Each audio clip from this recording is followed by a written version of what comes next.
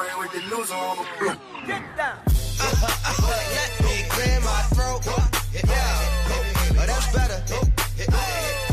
That's better. Somebody pass around the offering.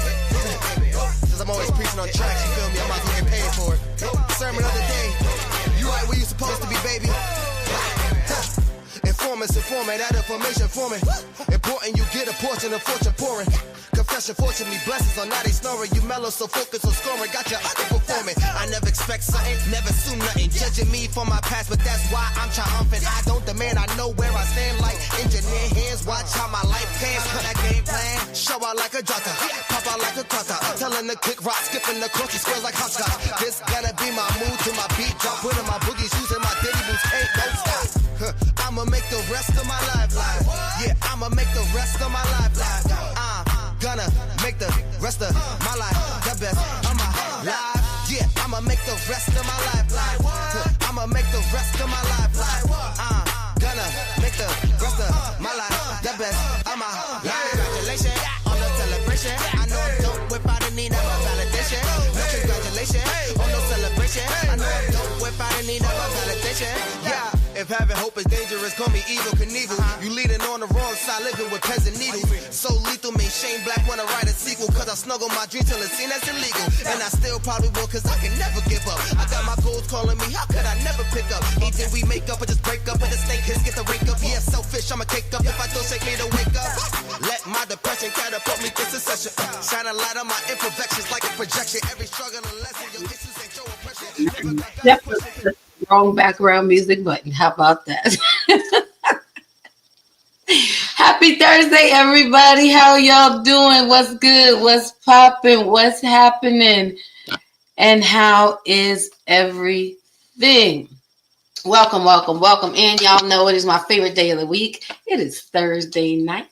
And I am glad that you are here to join us on the Bravo with Sheila Network for another amazing conversation here with us on this evening. So I'm going to try to behave myself today, but I doubt it. So, we already have it. What type of stuff is going on right now. So we're just going, all right, this is what it is. Anyway, y'all, this is what happens in the world. Anyhow. So again, welcome in, welcome in, welcome in. Thank you for joining. I am your Thursday night host, Lady Dawn B, on the most amazing networks to ever exist in these YouTube streets. That's right. I'm absolutely biased. It is none other than the Bravo with Sheila Network. And we salute our curator of this space in the person of Pastor Sheila Ingram. That's right. You know her, you love her, and she is my Auntie Bravo, and we salute her on tonight. And I always say thank you for yielding this captain's chair to me so that we can come and navigate our way through these amazing conversations that we are having with each other. I'm going to have to find my other glasses. Anyway, y'all, it's Thursday. It's been a long week. Has your week been long? How are y'all doing? I hope everybody is doing well. It has been a very long and tumultuous week. Hellacious, I would even go as far as to say. But nonetheless, we're here. It's Thursday, and we are getting ready for a good long weekend, and I hope you have something amazing planned. So I want to welcome everyone in again. I am Lady Dawn B, your Thursday night host here on the Bravo Sheila Network. And all month long, we have been having our After Dark conversations. And for those of you who have been with us, and those of you who know, when we have After Dark conversations, it is no holds barred. We are open. We get down to the root of it, and we keep it real and we keep it popping. So welcome in, everyone, and we invite you to join us again. It has been an amazing month of wonderful dialogue, and we hope that the conversations that have been had have been impactful. And so this last Thursday of this month, as we continue this After Dark conversation and wrapping up this summer months, because we are excited for fall. The last 4 months of this year are going to be amazing. 3 months, 4 months. Y'all know what I'm saying. Anyway, it's going to be amazing, and we hope that you will tune in and stick with us and stay with us and join us. With that being said, I hope that you would hit that thumbs up button. It just takes 2 seconds. As we say here, it is free 99 to you, but it does mean everything to us. So we say thank you in advance. If you don't mind, please, ma'am, please, sir, just just a little tap will do. All right. And we appreciate that so very, very much. And we appreciate your presence. And while you're pushing buttons, we also ask you to go ahead and hit that little subscribe button. Come on and subscribe to the network, to the channel, so that you can be a part of the amazing conversations that go on here, not just tonight on Thursday nights, but also on Monday nights at 7 p.m. Eastern Standard Time. We have Mondays Beyond the Mic, where we have deep dialogue about relationships and a host of other things. We just started talking about finances for the last 2 weeks, and it has been amazing. And that night is hosted by, in the captain's chair is Dr. Elaine Edwards, and I ride shotgun as her co-host. So we invite you to join us on that night as well. And at any time, if you miss any of the conversations, you can always go and catch the replay. But we do ask you to subscribe if you would not mind. Please and thank you. We love to have you a part of the Bravo family, and we appreciate you. So with that being said, I do see some people in the chat. So let's see who we have here before we get into our conversation tonight. And I didn't forget, don't worry, we're going to get to the bylaws and the rules in a moment. Of course, number one, we want to greet the curator of this space, the owner of this network, Pastor Sheila Ingram, my auntie Bravo. She's in the building. She says blessings to everyone. We love her so much. She's one of a kind, and she belongs to us. So, nobody else can have her.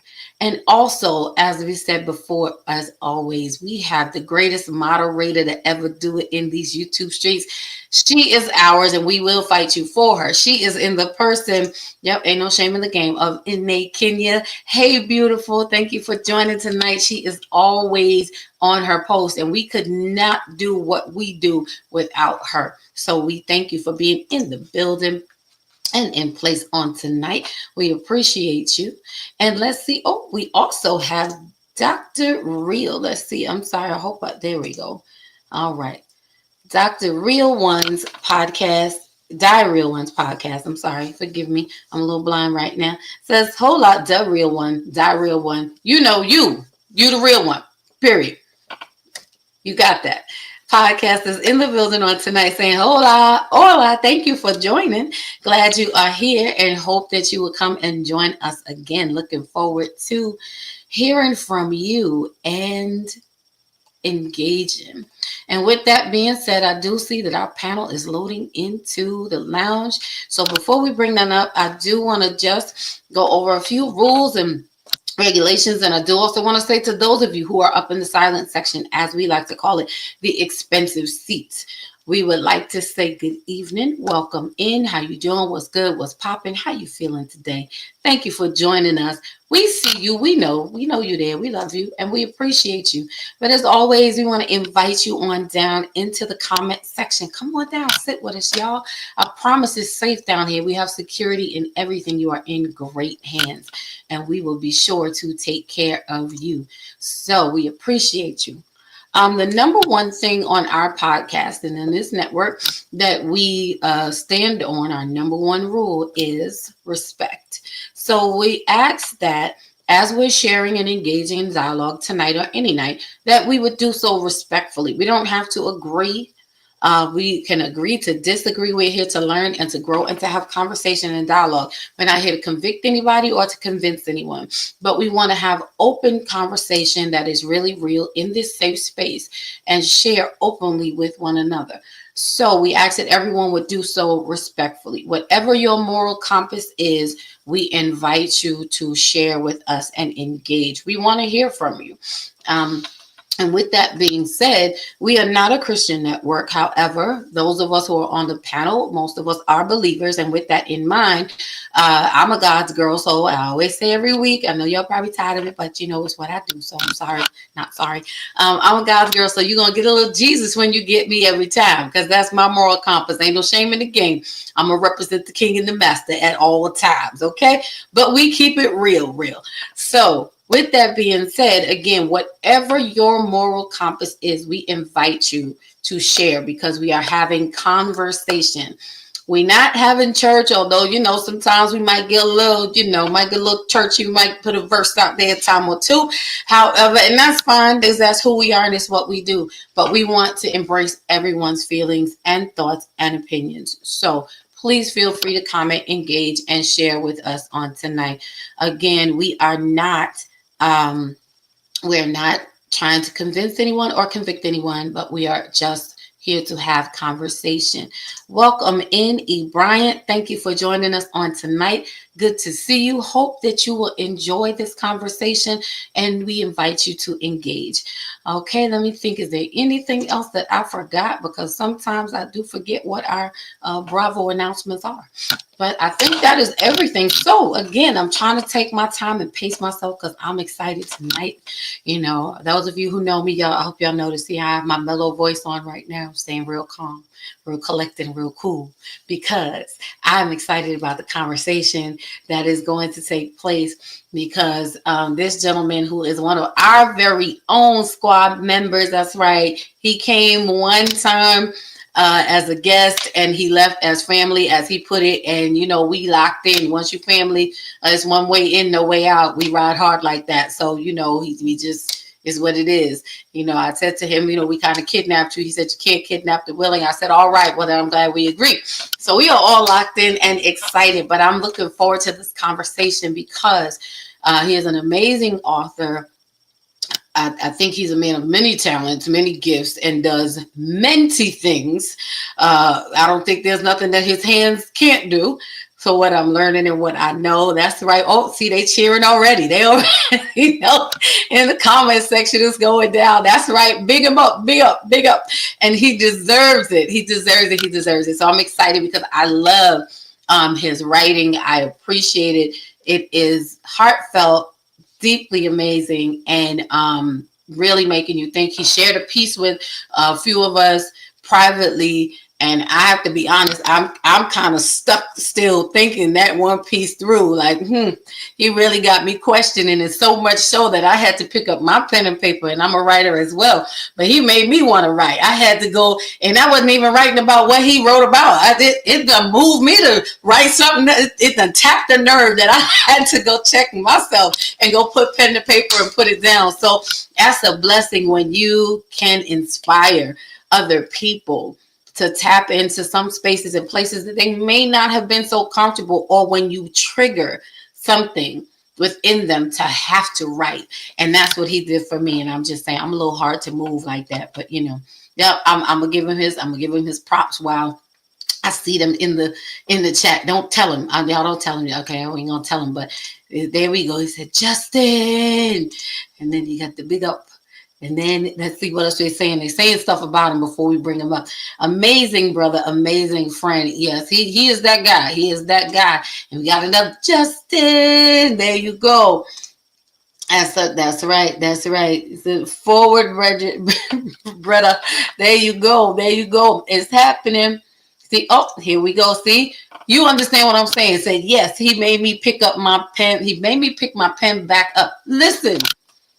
And I didn't even need nobody to help me pick my pen back up, but he made me. As I'm reading, I was like, oh, now I got to stop writing what I'm writing now, because tapped into something else, which is amazing. It's what we come to do, is be impactful more over anything else. He said, yes, it will do that. And it surely did. So I see Justin is a big influencer without even trying. You know what? I might just leave that comment up all night, because I think he needs to see it. I think he needs to know it, and I think he needs to get it. He definitely is a big influencer, and the humility that comes from him is amazing to me. I'm really grateful for the whole Bravo squad, because this group is just absolutely awesome in my eyes, and I so appreciate them. So I'm going to... See, I was going to go to church. I was going to say, I'm going to decrease so the Lord can increase. See, I forgot where I was. All right, so I'm gonna bring up the crew right now so we can get into this conversation. And guess what, y'all? We are talking about his book. I don't really see it because my lighting is crazy right now. But Courageous Vulnerability. He came and he shared back in June, and it was bananas. And so we had to bring him back now that he's part of our team. He is our spotlight tonight. So we're gonna see what he has to say. We're gonna make it do what it do, and let's get into bringing up the crew on tonight. I'm gonna start with y'all know him, y'all love him. He is not a silent soldier here at all. He says more things that make me have to use a disclaimer more often than I would like to, but we keep it real here. So we'll bring to the stage Sir Eric is cutting up in the background. What's poppin', E? How you doing? I'm good. How are you? Can you hear me? Yes, we can hear you very well. Good. Good to see you. We gonna let me put the disclaimer out here early. The views, thoughts, and opinions of Sir You ain't gotta do that tonight. I'm good. You ain't gotta do that tonight. I'm good. We don't know that. We don't know that. Trust me. We don't know. We putting it out there. We can't trust you. We can't trust you. All right. Like we had to trust you last week. Y'all have to trust me every week because I'm the host. Right. Bit of an echo though. Oh no. Oh, I do. Okay. I gotta figure out what it is because it might be. Okay. Well, we'll let you figure that out. But yes, don't worry about me. I have carte blanche. I could say anything. It's okay. I'm the host. I'm allowed. Right. But y'all, you do have to watch me. If you don't watch me, anything. Okay. Is this better? Does it sound better? A little bit. Yes. That is. Okay. All right. Okay. And so let's see. He said, "Yes, sir. Don't tell him his head gonna get big." Yeah, we're not gonna tell him. That's why I'm doing all of this before we bring him up. Wait, I'm sorry. Is that Earl? We're not gonna tell him. I don't think so. Oh, okay. But we're not gonna tell him. We're just gonna talk about him right now, behind his back, in front of his face, or in front of his face, behind his back. So, but we're not gonna. That's what we're just gonna let him know. Okay, and see, America's sweetheart, the Bravo Nation sweetheart. She says, same. I started writing as well. Listen, he made us like life stopped, and we started writing. Okay, it was not. Again, that's right. Call his name, Justin. Said him and his whole clip. Listen, I'm so sick of him. You ever love somebody and be sick of them at the same time? That's how I felt. That's exactly how I felt. So next I want to bring up our team member. I call her the Bravo. They talk about America's sweetheart. She is the sweetheart of Bravo Nation because everybody loves her. She is awesome in her own right, an author, a coach. She's a human resources master, and so much more. She is my sis. She is in the person of Coach Theo is in the house on tonight. Good evening. Theo. And so in the squad, when we chant, we don't even need nobody else. We just No, I said I'm gonna behave. By ourselves. How you doing, sis? I'm good. How you guys doing? Good. We ready to get into it. Now we don't want y'all to feel like there's no extra, there's no false hype here. We just talking what we know, okay? Because we are excited. And that's why I'm trying to stay calm. I'm trying to stay calm and collected. I don't know how long it's gonna last because I feel myself. Brian says, "Oh yes, Justin will make you be known. Have to walk the. Listen, this whole book made me nervous. Okay, I'm like, I don't even know if I don't even. I got my notebook and my pen ready because I just want to hear what he has to say, what he's going to share, and we're going to get into it on tonight. My brother, we're going to try. We're going to try our best. And our moderator of our room is asking everyone to please gently press that like button if you would, please, man, please, sir. There is we showed about 11 people watching live, but we know that there are people watching in the background. So if y'all don't even mind, guess what? Just do 1 second, just like that. We'd appreciate it so very much when you have a moment. Oh, and look, and don't worry, we putting him in the hot seat tonight. That's why We letting Justin marinate for a second. We let him marinate. Give him a moment. You know. Paris says, good evening all. Hey sis. Said it seems like Eric took a mental health day. All that energy. Lord Jesus, here we go. Welcome in, Paris. Good to see you. You and Eric will fight per usual throughout the I'm going to behave today. Good evening, sis. How are you? See, that's I'm behaving. very good. I'm so proud. I had a trying week. You know what went on, but We're not gonna talk about me tonight. it's not right. It's not all right. It's not on that. Our brother, man, look, he is the real. He is the real guy. So without further ado, we're gonna bring up our squad member, the spotlight person on tonight, who's gonna take us a little further. We're gonna dig into. I'm telling you, y'all about to get a therapy session without even knowing you having a therapy session. Right about now, as he shares. So come on and give a great bravo welcome to none other than Justin Wilson, aka AJW, aka the poet. That guy. How you doing? Yeah. See, I gotta do that for now. Hey everybody, how y'all doing? I'm glad you waited for me to finish crying before you brought me up. See, I know how to cover. I respect it. I respect it so much. How you doing, brother E and sister Carter? How you? Blessed and highly favored. Lord, he's holy. Y'all got Eric on the holy trail. Right. Let's see how long it lasts, though. You know what, Eric? We can't trust him, but for so long. You know what I'm saying? We can only trust him so long. We got some comments for you in the comment section. Just said, "Oh." Then Justin, woo woo, that's right. They're cheering for you. I love this. That's right. Big him up, author Justin Wilson. That feels they're not author Justin Wilson, not just Justin Wilson, but author Justin Wilson. And y'all need to go get this book if you haven't gotten it already. And if you did, go buy another one. Share with somebody else. They're all big crybaby. That's all right. That's all right. Yeah. We're not gonna talk about them too bad. Not too. Maybe oh no, she's gonna talk about me. Okay, gonna talk about me. Yeah, absolutely. I'm not even mad about it. You know how Eric's sister is? That's how that sister is. Yeah, no. Everybody has one. Absolutely. Everybody has one. But I love that they are cheering. They're cheering. The people is here cheering on tonight. And that is a beautiful thing. I love that support and that love. And we are going to dialogue on tonight. For those of you who don't know, although you should know, he is that guy. Yeah. We have Did I say it right? N.A. King? N.A. N.A. King, yeah. Mm-hmm. I noticed that the first time I came on. I'm like, oh, she on point. Oh, yeah, she don't play. Yeah. And that's why we don't play about her. Oh, she's ours. Absolutely. She's ours. I will scratch your ankles and pull your pupil out for in there. I will do that. Yeah. And I completely understand why. He said, yes, boy, your mama. A book. Everybody, that's right. Get your mama a book, get your daddy a book, get everybody get a book. Buy everybody a book. Everybody got their book, everybody buy a book. Don't come to this class unprepared. We give demerits over here, okay?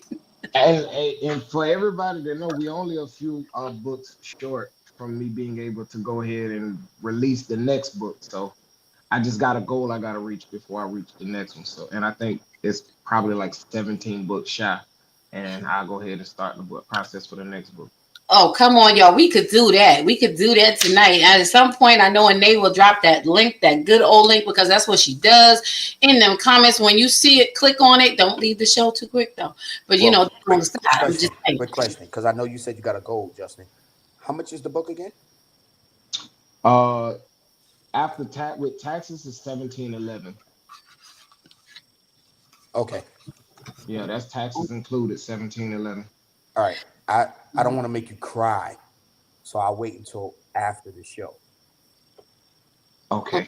We can do this tonight, y'all. Just need 17 more in order to release his next. His next is loading. It's just waiting to get out. Yeah. Okay, it's just waiting to be released. So we want to make that happen for him tonight. And so when the link is dropped, y'all go click on it. Again, buy one for you, buy one for your friend, buy one for, like I say, your mama, your daddy, buy everybody, just everybody. Paris says, hi, Justin. And she said, you brought in the hope tonight, even without Hype. fashion. Oh, you wanted the hype. I couldn't see. I couldn't see. I'm sorry, y'all. Don't worry, I'm your eyes tonight. Oh, Lord, we in trouble. I mean, thank you, Matt. Thank you. Thank you. I appreciate it. I thank you. Don't worry, y'all. We're going to cut the shenanigans and we're going to get to This is what happens. I love the shenanigans. That we here for the shenanigans. This is what we do. But that's without the fashion. See? Okay. It's not a fashion show tonight, Paris, because she said last week. She's talking about the hat I had the hat on last week. See, she was talking. You know what? I was about to put the hat on, but I'm glad I didn't. But you see, now who was she talking about? She's talking about you. She wasn't talking about me. She was talking about you. I was in the background. I was ambiance. That's what I was. I was ambiance. No, she was talking about me today, but now last week she was talking about you as far as fashion goes. I don't think. I think she was talking about you, Justin. See what I'm saying? I thought you was on my side, Theo. She was last week. Y'all have to watch the replay from last week for those of you who missed it. It was Justin. It wasn't me. I was just background. That's all. So I think it was both of you guys. It was don't I take that. now. You already cast your vote for Justin, so it's been counted. So of course, our beautiful moderator has already hooked us up in the chat section. Everyone, you can buy Justin's book on Amazon, and the links are in the chat. And we want to not just make sure he hits the team to hit that goal, but let's push him over the top to the point where he don't have no choice but to launch the next really quickly. How about that? Can we do that? My, with your glasses, you can't see. Help us, Jesus. Yes, I still can't see with my glasses. It is like that sometimes. And today is one of those days that you could ask me. I was talking about both of you last week. No, we don't want to. We didn't ask. I'm asking you. I'll take it. I don't want to take it. I don't want to share. I don't want to do that. We're not sharing. No one's sharing. It's just you. And then it was all yours. I'll get next week. Hey, Dr. Elaine. Dr. E is in the house. She is the Monday Beyond the Mic host. I gotta catch hers. Yeah, we have a good time. She's the Batman and I'm her Robin. And we, over there, that's where I become reformed. You'll find my word reformed. Become better, and then I come over here and act up on Thursdays. I don't have to be reformed. Welcome in, sis. Welcome in. I can undo all the reformation work that I did on Mondays. Undo it all. So let's get into this good conversation. See, because she knows you already know. Well, Monday nights we're really calm. On Thursday nights it's a different story, as y'all see. So tonight, let's get into this great conversation. And the first thing, and we just want to have open dialogue, open conversation, and all of us have the book. So I'm going to ask Theo if when she would, after I ask this question, give her a little time to prepare herself, to share with us if there's a piece in the book or a statement in the book that stuck out to her, that what stands out, what speaks to her the most. Dr. Alexis, thank God Thursday is Monday. Yes, ma'am. Yes, ma'am. We getting there. When I get there, we'll be there soon. Because we want to share about this book. So I want to ask Justin, and this is not interview style necessarily, but more conversational, because we want him to be able to share from his heart.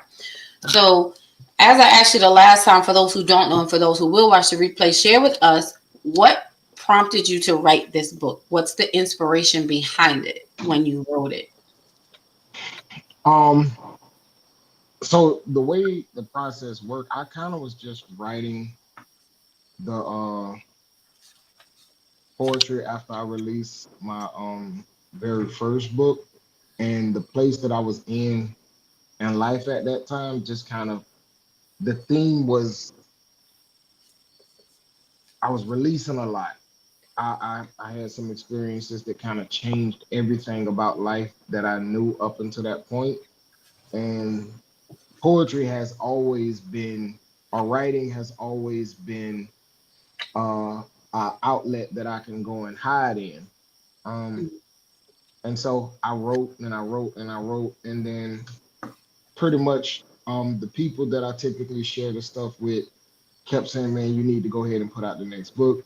Go ahead and put out the next book. And then I kind of sat down with it, read through it, and I kind of seen a theme, because it's like the people that I was sharing it with is people who I strongly believe wouldn't share it with anybody else. But I was just having conversations, and I realized like it's kind of difficult to talk about and say some of the things that was being said. So I was talking with one of my cousins, and we was just talking about different things, and he said something to the effect of, man, yo, you got courage to put that book out, to say that stuff. And that's where the title came from, Courageous Vulnerability. And I kind of just put everything together. I kind of laid it out like I wrote it. Like if I wrote it, the poems come they are lined up in the way that they were written. So it's not just kind of like one specific theme throughout the book. Is all over the place, because I was all over the place. But pretty much, yeah, it was just the thing that got me to write it was just being able to have an outlet that I felt safe with, which was my pad. What made me let it go was just realizing that, you know what I'm saying, I want to be a contributing member of society. And for men in general, but especially Black men, I wanted to show them that it is okay. I wanted to be an example of being courageously vulnerable, you know, and just deciding I'll take whatever comes with everything I wrote in the book. So if I'm having somebody want to look at me, whatever their opinion is of it, I'll take it. I'm okay with it, because for me, writing it was liberating, and reading it, even going back and reading it, sometimes just kind of puts me, I know this ain't church, but it kind of puts me in a place of gratitude and appreciation to see how far I've come. And that's the hope in putting the stuff out, is that people can read it. I think I don't want to go too far, but yeah, that's what pretty much put me out. That's what made me write it, and then the writing wasn't the hard part. Convincing myself to put it out was, and I eventually, one of my friends, he's passed away at this point, was like, man, if you don't put that book out, I'm gonna steal it and sell it myself. And he pretty much made me do what I had to do to get the book out there. So I appreciate him. That's good stuff. And again, you know, and just to clarify, y'all can, you know, as you already know, sometimes y'all can be churchy, but sometimes we get the, you know, I got to put the disclaimer out, because we have a lot of deep church folk. This is not the deep church folk conversation. We still saved, we still love God. I'm still a licensed ordained elder, all that good stuff. But we have some real things that go on with ourselves that we cannot pray over, that we cannot shout over, that we cannot dance and sing over, that we cannot preach over, you know. And just since we're here, the God factor, or the factor of God, is not for us to get over things, but it's for us to get through them. So when I say that, you know, just so that, because some people are new here, again, we love God, but whatever your moral compass is, that's what we want you to put in the place when we say God, or when we say Jesus, or when we refer to, you know, the Bible in the way that we do. Because some of these conversations the church needs to have, but we will never have them because they're too real. You know, you got to deal with the natural part of people before you can really delve into the spirit side in order for something to stick. So You know, and again, I want you guys to always feel free to, you know, so when I say that, I mean y'all, because y'all know, you know, we know how to govern ourselves accordingly. But some people take it real personal and get real deep. It's like, no, we talking, you know, we go to work and don't bust out in tongues and in prayer sessions. You know what I'm saying? So we're capable of having a conversation that doesn't turn churchy. But Absolutely. we know what our moral compass is, and even in your book, like you deal with real issues and real things, real feelings, you know, and we want you to have that freedom here. What is going on? It is Vaughn, the invisible man, Eric in the building, saying blessings all. You know, he always puts all the L's because he wants everyone to feel welcome. Welcome in. It's good to see you, Vaughn. I'm not going to start with you tonight. You know how Eric and Paris fight and you and E. Bryant fight? That's my sparring partner. Me and Vaughn fight like, and so we take it to next level. Vaughn and I will be fighting at like yelling at 4 a.m, yell at each other. 1 a.m, like it go. Yeah, it's okay. The next time we talk, we friends. We stay friends. Absolutely. But you need a friend like that. Somebody, you know, you could flesh stuff out with. That you could. Everybody needs that kind of friend. And Nate has a question for you, Vaughn. She says, do you feel Courageous Vulnerability was more vulnerable for you to write than your first book? Yeah, it was way more vulnerable for me because my first book was, I have connections to a lot of the pieces in the first book, but just about every piece, you know what? Every piece in Courageous Vulnerability has a story behind it that is tied to an experience that I had in life. I went through a divorce, and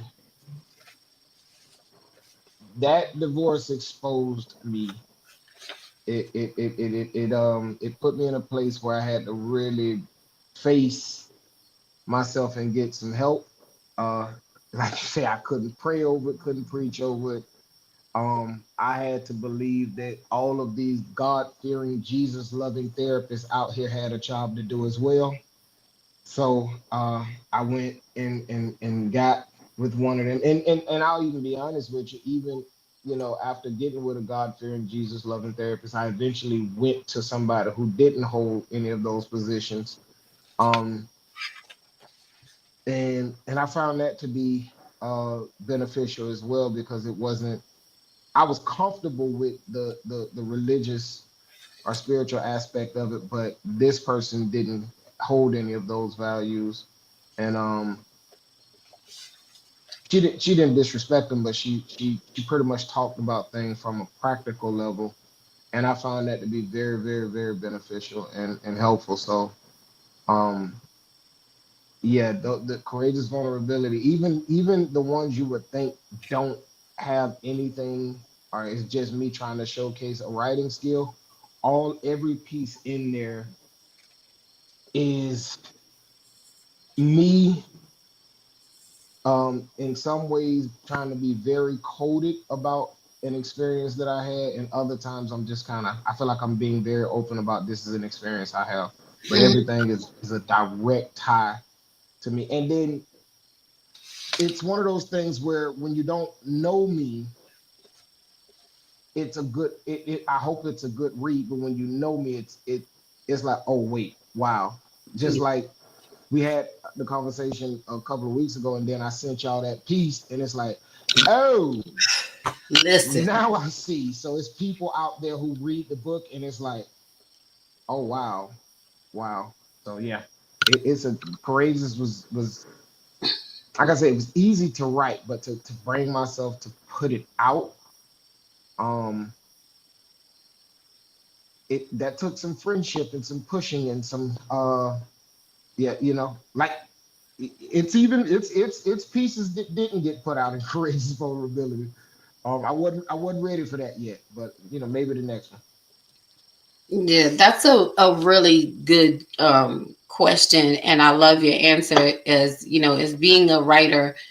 And we know one of the things our writing group stresses to us is like, don't write anything that you don't want to like live forever, because everybody who reads it, everybody who reads it is going to read it, So until you're really ready to tell those pieces of your truth, even though you write them, there are so many things. And I told you, when I read the piece that you're talking about that you sent us privately, it made me go back and pull out pieces that I wrote way back when that I didn't publish myself, because they were too raw for me for what I was feeling at the time, and too deep of an it was a very personal, emotional place. And a lot of times I think as a writer, and you guys can share your experiences as well, we write, it takes courage for us to even put that thought on the paper. Like we struggle with really connecting with that thought, that feeling, that statement. I know I get like a guilt complex sometimes when I'm writing, because then you start thinking about who's this going to affect, how is it going to be received, and all of the things. And then we start changing and switching up, and we're fighting with ourselves about it, because it's like I'm changing and I'm not being true to myself, and I'm not being true to this piece, and I'm not being true to my feeling. And again, that goes to us pushing ourselves last instead of being real about what we're feeling, so that whole courageous, that's a whole there's a whole journey of being courageously vulnerable when you're writing and to put this out. So I totally understand and get what you're talking about when you write it, and when you finally did get to the point when you wrote it. Most of the time when I'll write and I don't look back anymore. I just leave it. I won't even read it, because if I'm a perfectionist, so I'll go back and read it. I'm like, no, I shouldn't have said this. Okay, well, no, let me say, is that really how I'm feeling? Well, I don't know if I want everybody to know that I'm feeling that way. No, write it, leave it, and go on about your business, because it's a truth that needs to be told. When you don't unlock it, you're still walking around with that weight and that burden on you. So that writing is freeing. So that's a very real process that you went through. And then, like you said, to finally publish it and decide what it is I'm going to say. And do I really care? Or how much am I going to care? And I think as writers, we have to get to the point where we understand that we are meant to trouble the water. I know that writing this is going to upset something. It could be the sweetest piece, but it's still going to upset something. The sweetest piece can upset the most bitter person. Right. But that's what I'm here to do. And I think that's one of the things that helped me free myself from I call it the guilt factor of writing, of what I'm about to say. So that's a really good question, and I love your answer. Let's see what we got going on in the chat before we release Theo. Eric, you all right up there? I'm just checking on you. Okay, very good. I don't know if you have your book with you, E, but if you have a piece or a point in the book that was affected to you, I want you to grab your book too. I'm gonna be honest. I really have to push some stuff to the side and be able to find a few hours to just read the book. And my life has been crazy last couple of months. I brought just this book, and I said my weekend's off, I'm going to read it. And then what happened? My weekend's off. Always got something to do. So I'm off this weekend. Got something to do. But Sunday I'm going to sit down. I'm going to read it. That's all right. I mean, I think that you will read it when it's, one thing I can say about this book is that you're going to read it when it's at the right time. Right. It's not like it's when not. I start reading, I'm not going to want to stop reading. No, you're not. Well, it's going to be a slow read, and here's why. Because every piece in here makes you dig into yourself, because there's questions behind every piece. And even before you get to the questions, the stuff that he's saying, and this is why I'm trying to take a slow walk tonight. I'm trying not to be excited and just, jump through the screen. But something tells me this book is going to have me in a corner holding myself. Well, you do that now, I'm pretty sure. I'm just sitting in the corner. I'm sorry. See, I was doing so good. I was doing good. Yeah, you was doing good. I was gonna say shots fired. Yeah, right? Yeah. Listen, I made it 45 minutes in. Okay, I did good. It was a lot. It's because I'm using my calm voice today. That's why. It's just, well, no, I would have did that anyway. So yeah. First is a mess. She said, "Who told you I don't speak in tongues at work?" Listen. I'm just saying that. I'm sure, in the middle of a meeting, we gotta be mindful where we are, but we can contain ourselves. It's okay. Paris has a question. She says, what was the time frame / growth between each book? So from the first book, which is From the Pews, it was me writing at that point, I had pastored the church for 5 years, and then some things happened, and I was taken down as a pastor, and that book was full of stuff that I had done over the course of my life, and then it was 3 years after that book that I wrote Courageous Vulnerability. And I wrote Courageous Vulnerability over the course of, like I say, like 3 years. Like, it was really like 2.5 years. Then I took 6 months to try to get everything together. I pretty much had conversations with my therapist and with different people who are therapists to help me develop the questions. So the questions are not all my type of questions. It was me actually having conversations with therapists, because I wanted to, one of the things that I want people to get out of the book is an enjoyable read, something that's thought-provoking. Trying to figure out the metaphors and the similes. I want that part, but the questions were the most important part to me, because for me, it's always been the goal of being able to sit and have a conversation about the book, so that I can encourage people in our community to go get therapy. Like, go and sit down with a therapist, go have a conversation, get you a life coach, get you somebody that you can talk to. It is not laying on the couch talking for 25 minutes to somebody with a pen who's going to charge you $662 and send you on your way. That's not what therapy is. Right. And so the goal, so yeah, it was 3 years in between the first book and this book. The next book, it's technically, like I say, it's like the only thing I'm really waiting on for the next book is a journal, the journal that goes along with it. But as far as the content and everything like that, my brother at Cogence helped me with the cover of the book. And I've had people that just step in and they proofread my stuff for me. They, you know what I'm saying? Like I have a lot of support with this next one. I'm actually really excited about the next one, because Courageous Vulnerability. I didn't realize how heavy Courageous Vulnerability could be at times until I wasn't heavy anymore. So when I go back and read it now, I'm like, geez. Easy, right? Lord, I thank you for breaking me from that. It's a different perspective when you're on the other side of it. You definitely look at it differently, because when you're going through it, it weighs differently on it's your norm.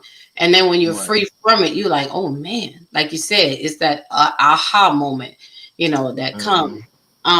Welcome in. That's my second oldest daughter. Oh, well, hey there. Honey, we adopted you. She says the growth from the first book to the second book is truly incredible. Now, when you got your kids coming on talking about this, you better be Impact. You just Impact Justin. Thank you. That is in and of itself an absolute blessing, like for real.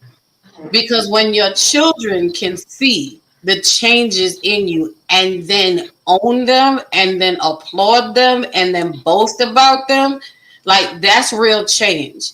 And that change affects their lives as well. You know, that's impactful to show that transparency, you know, that your daughter could see her dad. And I'm pretty sure, you know, like you are, I know my daddy was my hero. You know, I don't care how imperfect or perfect he was, it didn't matter.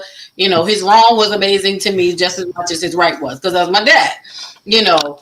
But to see the transformation of you and then to be able to talk about the growth, it's giving you kudos that your kids see that, you know, that's a great testament. And I know that has to make your heart swell up like you stole Christmas.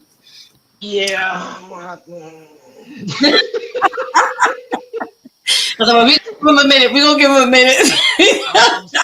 It's hot in my house. I'm sweating. That's why I'm wiping my He eyes. put on the Isaac Hayes shades just now. That's what he just did. Now y'all see, we can't even stay serious long. It's what we do, but we don't care. It's what we do. We keep it really real here. Welcome in everyone who has popped in so far. If we missed you, it's Thursday night with me, your girl, Lady Dawn B, here on the Bravo Sheila Network. We got the Thursday night squad. Our sweetheart of Bravo, Coach Theo is here. We got Sir Eric in the building. We got AJW, aka the Pope, our squad member. Just talking about his book, Courageous Vulnerability. This is part 2, and you are with us in our After Dark conversation where we dig deep. Okay, we going in for the jugular tonight. Let's see. Paris says that was good, Lady B. Authors are meant to trouble the water. We are. That was something I had to realize myself, and that as a reader is something that really has freed me. You know, to be able to relate intentionally, like I'm gonna hurt your feelings. Like, you know what I'm saying? Like it's going to hurt. This one is going to hurt. And how do I know? Because it hurt my feelings when I wrote it. You know, so it's not just you, it's me too. And they see this is why she's the greatest moderator, and we will fight for her. She says, if you want to travel down memory lane with Justin and read his book, you can get it right there on Amazon. Oh, you see what I'm saying? You see what I'm saying? This is what she does. You can't play with an A. You can't do it. So I want to turn the conversation a little bit over to Theo if she has a share that she wants to share from this book, Courageous Vulnerability, so that you wanted a little feedback from the peoples, you know, who've had a chance to dig into it as we were sharing before. So come on, Coach T. So I think for me, like, I'm reading it in spurts, right? Because I literally have to like stop. You know, am I ready to answer this question after we read it? That. But I will say that there's 2 pieces so far that Aftershock. Because I resonate with that, because back in like June or July, I actually had a conversation with my sis, Coach Trey, and we talked about aftershocks, right? And it resonates with me because if people don't understand from the framework that we talk about it, is as much as we've done the work and we've done the therapy and we've healed, there's always something that kind of triggers that aftershock. Right. And like literally Labor Day weekend is an aftershock for me. Right. But because I know it, I'm able to prepare for it. But aftershock really resonated with me. So that's one, like I come back, I read it. Right. And then the other one is, Are You Listening? As well. Right. But there are a few, like I literally read this book and was like, okay, Justin, all right. Do you have a landing page? Do you, like, I was ready to like, okay, I need you to do this. Right? I will pay for the coaching. Let's do it. We gonna get you right. Like I was ready. And then the other day, I don't know, God put this on my spirit. I was like, yo, I think me, him, and Dawn might need to collaborate on a book. Right. So, you know, I already told him that. No lie, did I not? Yeah. I'm with it. Let's go. Right. But I would honestly say, like, even from the first conversation, like I was like, laid out after the first time he was on, and then I got the book. I literally was like laid out. I was like, all right. Like he said, like it's heavy, right? But it's thought provoking, right? And then I think because I had gone through my own healing journey, right? I have experienced it. It's like, wow, like, you know, although, you know, it's male, female, I'm like, I could resonate with this process. Like I could kind of envision your healing journey, right? Like the other day when I was like, yo, I got it before, but now I get it. Right. Right? You know, because it's like the more we get to know each other, right? The more we learn about each other. Right. But I would really say Aftershock resonated with me. Like I literally keep this book next to me all day. Right. And sometimes I'll just pick it up and I'll read through it. But yeah, Aftershock, it was a good one because there's definitely, you know, that point where after the earthquake, there's that aftershock, right? There's that thing. And how you're going to deal with it, how you're going to walk through it, how you're going to manage it, right? How you're going to process it, right? And for me, I think it's great because it's okay to sit in it, but not stay there. And that's the healing piece, right? But you need to acknowledge the fact that, you know what, right now I'm experiencing an aftershock. Like I'm gearing up for Labor Day weekend, right? Like I know it's coming. And so I'm like, okay, let me get ready for it. What am I going to do? How am I going to manage it? How am I going to walk through it? How am I going to get through it? Because you can't ignore that Labor Day is coming. And it's going to trigger some memories, right? And so I would say Aftershock really hit me. And I still got to like answer the questions. But yeah, I would say that one. Like I am just impressed that you were courageous enough to put this pen to paper. Because like Dawn said, as you're writing, like I remember as I was writing, I was like, I don't know if I want to put this down here, right? Because I don't know if I'm ready to explain this. I don't know if I'm ready to myself too much. Right? Like I remember when I got our first book, right? Like the book we wrote, the first one, it was delivered on my birthday, 2020. Like I literally got the book on my birthday. And I remember staying up all night reading everybody else's story but mine. Oh, that part. Right? Like I literally read everybody else's but mine. Right? And then maybe a week or so after I went back. So, you know, I think it is something to, especially for you, because what you share are real things. It's not like your journey is amazing. Right? You're still standing, and we know the enemy tried to take you out. Just from reading this, we know he tried to take you out, right? But we know that God has you here for a purpose. And I already told you this. There's so much more for you to do, right? And so I'm literally just looking forward to the next book. It's coming. See, it's a beautiful thing that's happening. It's a beautiful thing. I'm sorry, I don't know if y'all can hear all these motorcycles, but I live in an urban area, so yeah, that's what we dealing with. It's okay. It's great.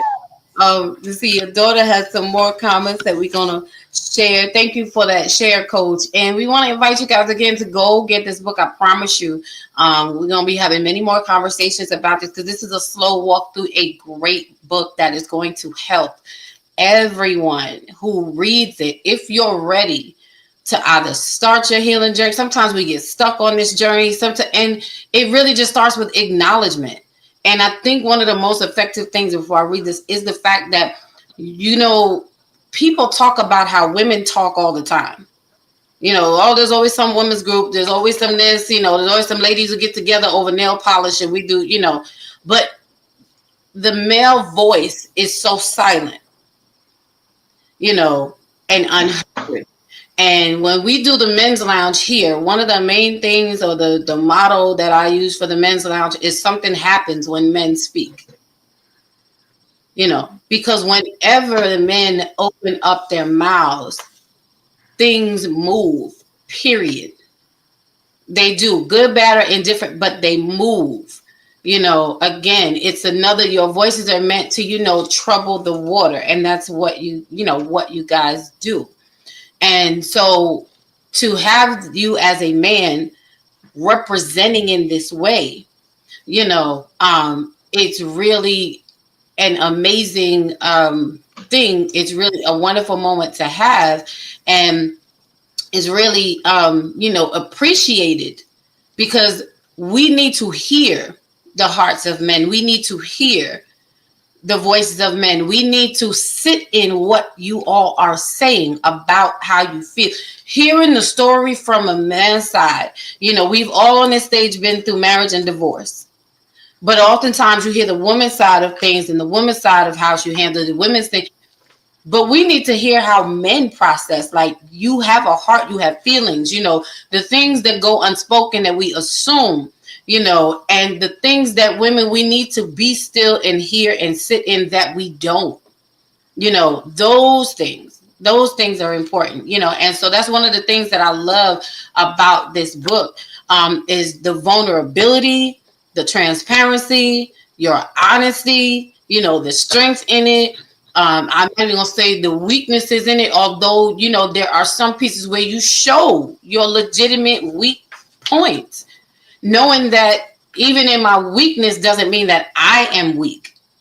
I'm having a weak moment legitimately, you know, not just because I felt like, you know, falling apart today, but literally it's a legitimate moment, you know. So I commend you for that. It's one of the biggest things that, you know, I absolutely appreciate. Your daughter says, hearing him write and read some of the raw items before it was added in the book was different for myself, because not only was I able to read it, I'm sorry, now stuff is popping up on my thing. Not only was I able to read it, but while he went through things that inspired him to, gotta go to the next comment, to write, I was going through similar things, and it left me having to question my vulnerability and deal with trauma and heal.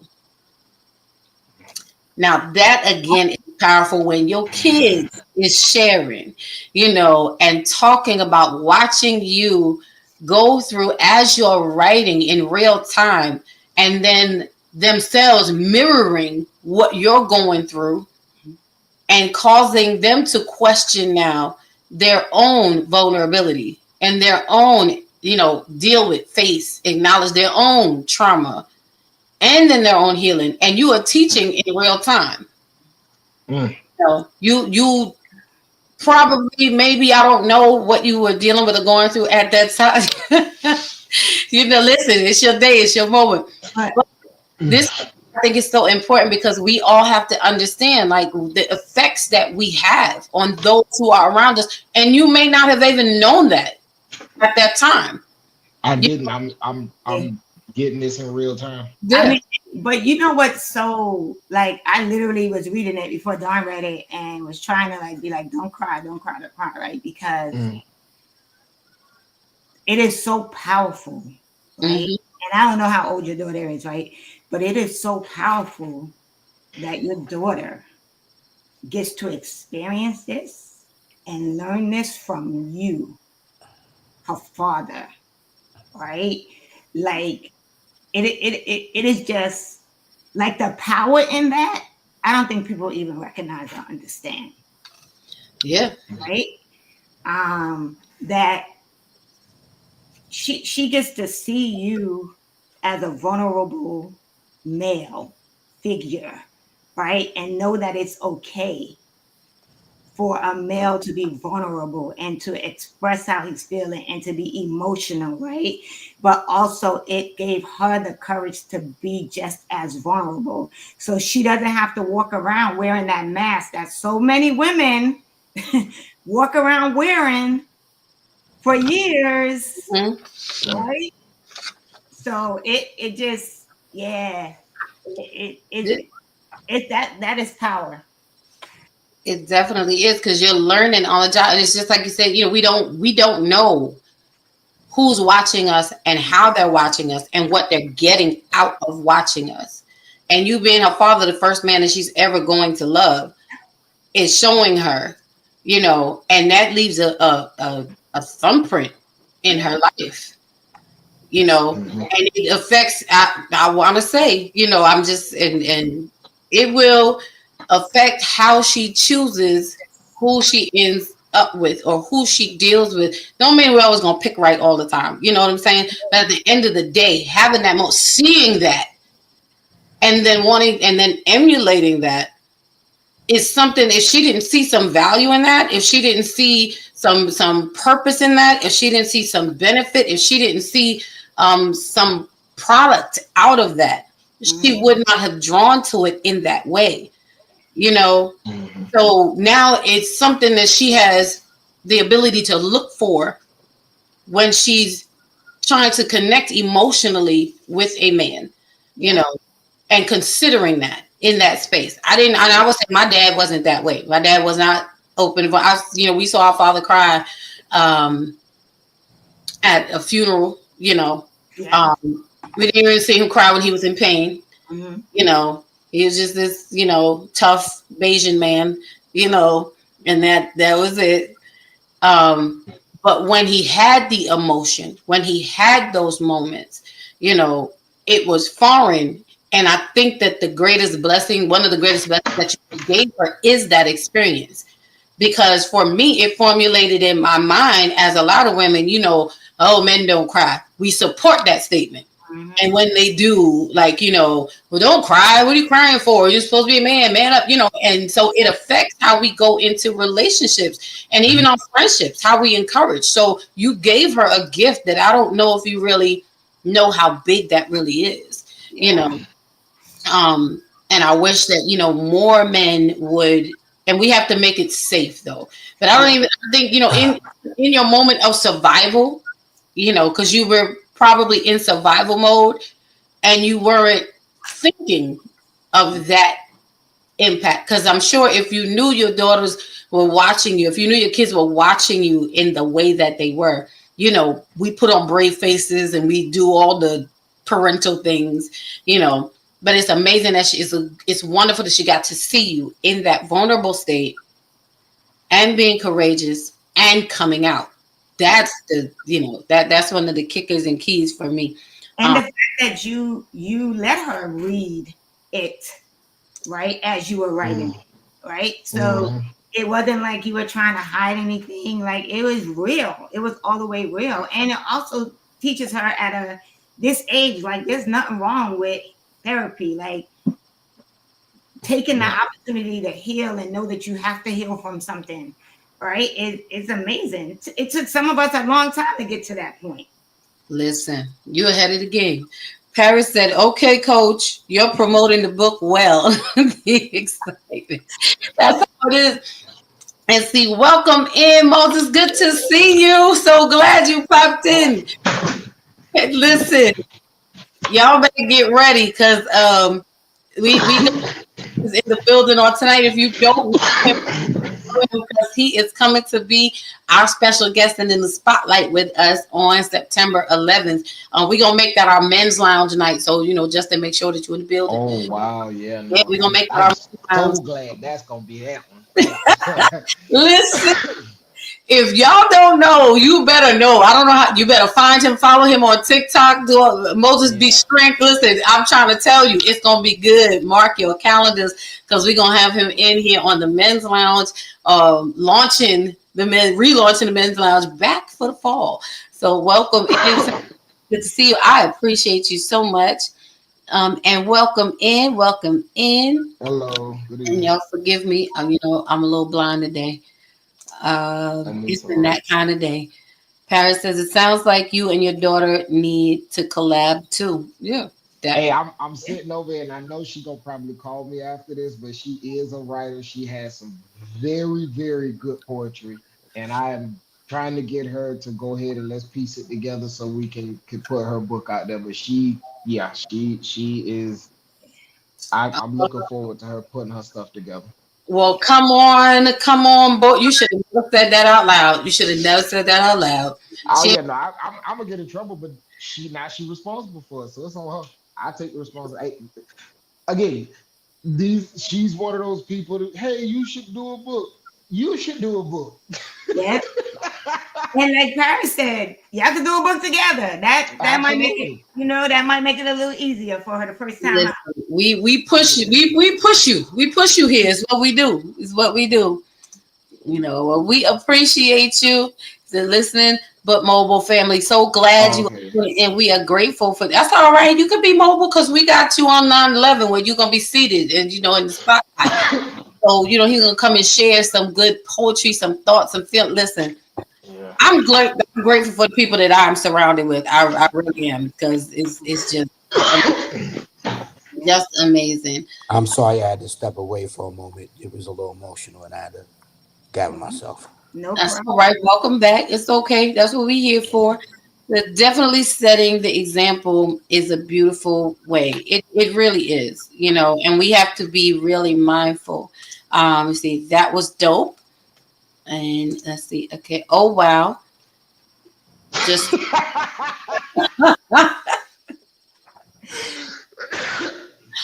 don't worry, we got a box up here for you too. Okay, so once you get me, don't worry about it. We got you covered. There's a box with your name on it now. Okay, we got you. I got you. So, Eric, I want you to let me see. Having all the books right. Yep. Loving all the book writers. Yeah, it's it's a gift and it's a mission and it's something that you really commissioned to do. Your voice, and this is for everybody. Your voice has a right to be heard, and we may not be called to everybody, but everybody is called to somebody. And if you think about the things that how many things did you not say that could have helped someone? Yep. Right. How many things did you need to hear or wish you would have heard that would have helped you? And as a writer at this point in my life, that is another thing that really sticks to me, because it's and then I feel it weighs on me. So I have to get it off and get it out and say exactly what I need to say and do exactly what I need to do. Now, what someone does with it is not my responsibility. But if I hold or gatekeep the information, the inspiration, the encouragement, then I'm just as guilty. I've been a partaker of their demise in whatever way, but we have to share what we've gone through and be willing to do, like it was, have courageous vulnerability and tell the truth, like the real truth. Yep, it might shatter how you see me, but let me tell you really how I feel or what I was feeling. Let me tell you the real deal of what I did, every single bit of it.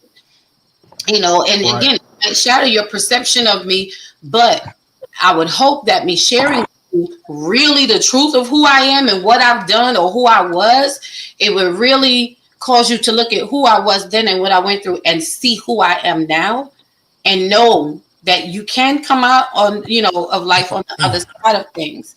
I want Eric to share, and I know the pieces that I'm kind of stuck on, but I'm like, where are we at with there we go.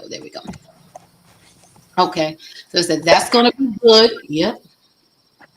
All right. Yep. Moose coming with some dope stuff. Yeah. Right. Follow him on TikTok. You need to. Yeah. Yeah. Because he daily be dropping stuff. Between him and Justin, my life be right on TikTok.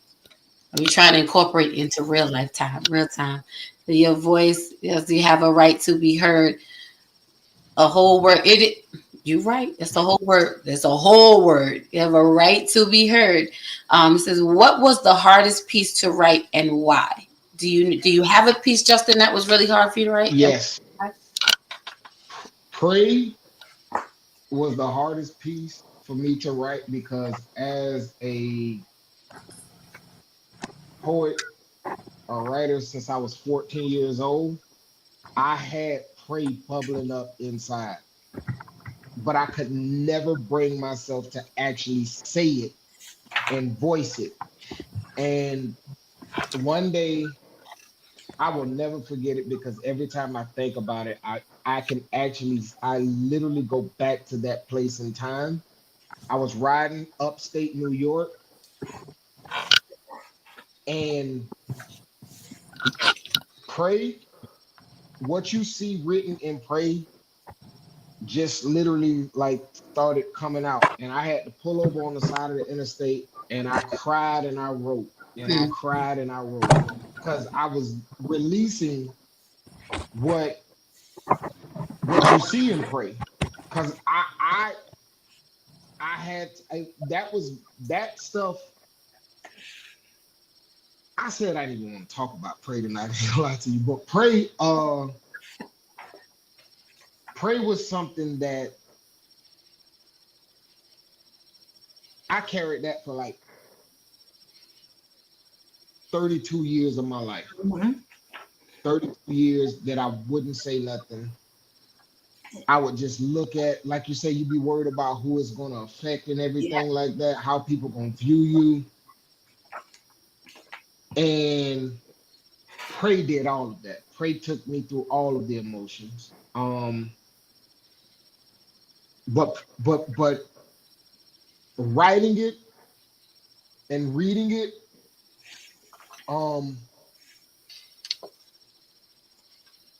see this where God worked a miracle for me. Writing that poem was literally a miracle for me because I wrote that poem or that piece. I cried a little bit, then I got to get back to work. I drove for like 10 minutes. I had to pull right back over because for those of you who have the book, I Apologize is the sequel to Pray. And God gave me I Apologize 10 minutes after I wrote Pray. So it took 32 years to write Pray, but I apologize that forgiveness, self-forgiveness, God forgiveness, forgiveness to the offenders. 10 minutes after I wrote Pray, I wrote I Apologize. And so yeah, Pray was the hardest because Pray was 32 years old when it was born. By the time I actually wrote it down and actually said what it was and all of the experiences and all of the aftershock or traumas or triggers that I was experiencing as a result of the experience being discussed in Pray, I was able to say, okay, I see what this is now, and I understand this, and Pray. It was a life altering piece for me. To write it, it was life altering. Because now when I go and look at it and read it, the most powerful thing about Pray for me has been the inboxes from people who have that experience and hearing how the questions allowed them to be able to say it, to speak what happened, and now they're working to grow past it. Like that is that again, it was the hardest thing, but it's also been the most liberating and freeing and rewarding part of the book. Honestly, I would have just gave y'all a 1-page book, but I knew I had to do more than that. And again, I apologize. Literally 10 minutes after that, and so yeah, it was Pray was the hardest piece to write, and the reason why is because I sat on that information for years. Years. I didn't say nothing. I wouldn't talk about it. It was something that very few people knew. And I've never, I would say that even family members, that I did say was able to see it in so much detail through actually being able to write it. Because when I'm saying it, when I would try to say it, it was that thing had me. That situation, whew, Lord, that situation had me. It'll do it. And it was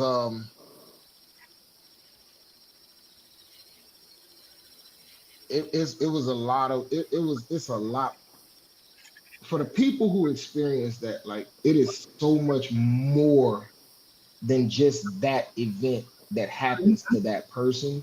Listen, And it's certain, when you've experienced it, it's certain things that you can hear, certain behaviors that you can see, and it just tells you, show compassion, be empathetic, show love.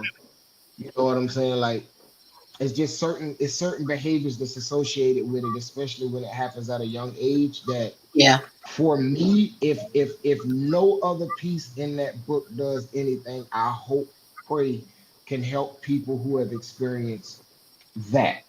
And I always say this about pray, like, I do not care if it is someone in your family. I do not care if it is someone at the school. I don't care if it's someone at the church. Don't hold on to it. Like, I know what it means to hold on to it, but it's not going to go away because you don't talk about it. And there's so much help available in those situations. Safe spaces are being created every single day. My one of my younger sister has an app that is designed to help people in certain situations. The name escapes me, and if somebody from my family is listening, please send me the name of it. But pray is what made me say, forget what the Black community and what the Christian community or the church community has said about therapy. I'm going to get help.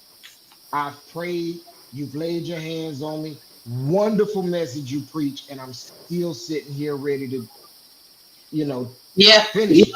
Yeah. And I needed more. And pray, help God, even that situation, pray, help me, pray, push me to go get the help. And then pray, help me, it gave me something to write down, and now it's allowing me to be a help to others. So while pray was the hardest to write, and the reason why, it's also been, for me, the most rewarding piece that I wrote. Yeah, it definitely and for those, and again, encourage you to go order this book so that you can be in the know of exactly what we're talking about, exactly what we're sharing. Come on, the 17 books that he needs to get, the 20 books that he needs to get to push the next one out is right here in this room. I'm telling you, and it's gonna bless you. It absolutely is going to bless you. And I do totally understand and relate to everything that you're saying. When you are in those situations that will provoke a piece like pray, and it's not PRAY, y'all, it's PREY. Just to give you an idea. I don't want to give it away because I want to put it. But the one thing that I will say, that when you are in these situations of being taken advantage of, we'll put it that way, you grow up. Yeah. But it leaves it is a bookmark. Yeah. Until you deal with it, and it affects, and you don't even realize how much it affects every other decision and choice that you make because of the offense that takes place. And this is why, and I'm glad you said what you said, and this is why I said we this is not church. Yeah. This is conversation. And we honor God, absolutely, or whatever your moral compass is. But I'm gonna go off. I'm gonna veer left for a second and say this: our flesh will never be saved. That is not the point for those of us who are believers of Jesus redeeming us back to God. Because I feel like this is a point where we need to pause and like breathe this in, not rush it. And we've been taught wrong for so long. We get the wrong concept of God. God is not a genie. He's not a magician. He's not a genie, not a magician. Things do not just magically disappear. He may miraculously move something or deliver you, but there's still a work and a responsibility when it comes to deliverance. You have to partner with God in that thing. Yes. And the problem is that the word of God will deal with your spirit, but the flesh will never be saved. So you have to use the flesh things to deal with the flesh. And I've said this before, if you are a believer and if we're biblical, and again, I'm not trying to get all deep and churchy, but since we're here, we're going to, I'm going to pinpoint this. We've heard the story of Jesus feeding the multitude. He preached it, and the point of it wasn't for him to, the point of the moment was not him feeding the multitude. He was going there to preach to the people, to share. But they had a need. They were having a natural issue that had to be dealt with before. Because how do you hear? That's why we have so many Snickers commercials. How can you hear when you're hungry? Yeah. How can we hear the other things when there's stuff going on in our flesh that still has yet to be dealt with? My ground has not even been tilled to prepare myself to receive the spiritual stuff that goes with it. So a lot of times, again, us shouting over it, us praying over it, us preaching over it, us singing over it. And I'm saying that as someone who stands in the pulpit and prays and preaches and sings and teaches. But there's some things that before we can get there, we got to deal with this stuff that's real in the flesh. My heart feels like this. My spirit is broken. My heart is wounded. My flesh has been bruised. Like, I really got to deal with that. And that's the stuff that we don't want to talk about, And again, we come into church and we say we had this high time and we leave, but we still leaving just as wounded as we was when we came in. We just sweated a little bit more, Yeah. And you have to marry the spiritual with the practical, right? Mm-hmm. It works together, right? Faith without works is dead, right? Mm-hmm. So you got to be honest with God and you got to be honest with yourself, right? And that's what, like, for me, pray was hard to read because I felt the pain. Like, I felt the pain. Like, I was like, damn, he had to live through this, right? And he didn't just have to live through it while he was going through it. He had to live with it. He had to live with the coming out. He had to live with what the coming out brought with it. He had to live with, the shame and the pain and the guilt and so like I was like angry. I was mad. I'm like, where's the person at? He came and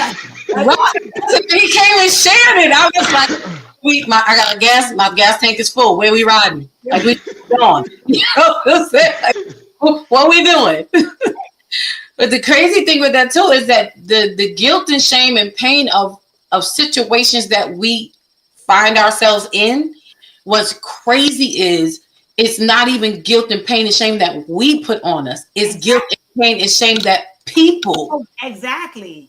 It's not even ours. Like, I'm the victim. Like, what are you talking about? Like, how easy is that? Exactly. But I was with you for so many reasons, and I got to be honest. Like, I haven't even really been able to really read that because it brought me back to my own situation. Which I'm on the other side of, thankfully, but I still realize that when you've been violated, when you have been taken advantage of, there's still, and I tell you all the time, I'll be 56 and there's still residue of things that I still work through that I find in every relationship that I've been in. I understand more now, but going forward, it's easier for me to recognize in advance and say, like, okay, but it's a whole thought process that I got to go through, you know, and because those situations take something out of you. And how do you get that back? How do you get that piece of you back? Yeah. You know, and when it happens so young, I was talking about this today with a girlfriend of mine. It becomes the first thing that you know. So even as you grow up and you start getting into dating and different things, you know, you're already in an unhealthy space. So you don't even have, you can't even enjoy the joy of learning how to date the first time or learning how to enjoy your first kiss or any of those things because you already had this moment that was taken from you. Like, how do you, you know, and there's no way you get that back. Like, you know what I'm saying? Like, you never that back. Somebody asked, can we who is that? I'm sorry, we sorry. We hope you're enjoying this conversation. Yeah, and Eric, we was waiting for Eric to say. Yeah, I'm right. We were waiting for Eric to get himself together. I'm gonna read some comments, and then Eric, I want you to share as well as a man after hearing this conversation part, you know, the parts of it, and you were moved by the comments, you were moved by what's taking place here, but as a man being able to voice your feelings and your opinions, and Justin being your brother, you know, we want you to share. We want to hear from you too. I want to read these comments first because we see y'all out there. We see you in the chat. And you know, we love the engagement. I love y'all for real, for real. I'm not even playing. We just got stuck in the space, you know, and I love that wherever we land, wherever that sweet spot is, that's where we land because that's what we come to do. This was not a conversation that we were going to rush through tonight because this book is such a tool that's so needed, you know. And I'm gonna share with y'all one of my points, my favorites at the end. We'll get there. Let's see. So let me go try this writing thing. Listen, if you want to do it, yeah, you have a lot of, you know, as well as Justin, I'm sure he can help you out. Theo and I are a part of an amazing writers group that self-publishes. You don't have to take this journey of a writer by yourself. You know, you don't have to go it alone. You need some encouragement to let people know that you can do it. There is someone that needs your voice. You may be called to 5 people, but those 5 people, don't think that, you know, that's not important. It is, because you don't know who those 5 people are going to become, and you don't know the impact that those 5 people are going to have on their 5 people. You know what I'm saying? So there's nothing too small, you know, there's nothing too little for you to start. So yes, please do. I encourage you. Paris said, can we get a taste of Pray? I'm gonna let Justin think about that and maybe share it towards the end, or, you know, after we get through a few more comments and whatnot, for what he would like to share. Let's see. From Prayed to Prayed For. That's the Real Ones podcast stating. Paris says, you guys are inspiring me to consider releasing my work. Don't consider. Do it, sis. Yeah. You know, there's no consideration. Again, somebody needs to hear what you have to say. Somebody, if no one needed to hear your voice, then it wouldn't be so pressed upon your heart to speak. Right. You know, if there was no volume and no impact in your voice, then you would not be so pressed to speak. You just got to know who your audience is. You just got to find your voice. What's popping, Gregory Bloomfield, McBrethren? What going?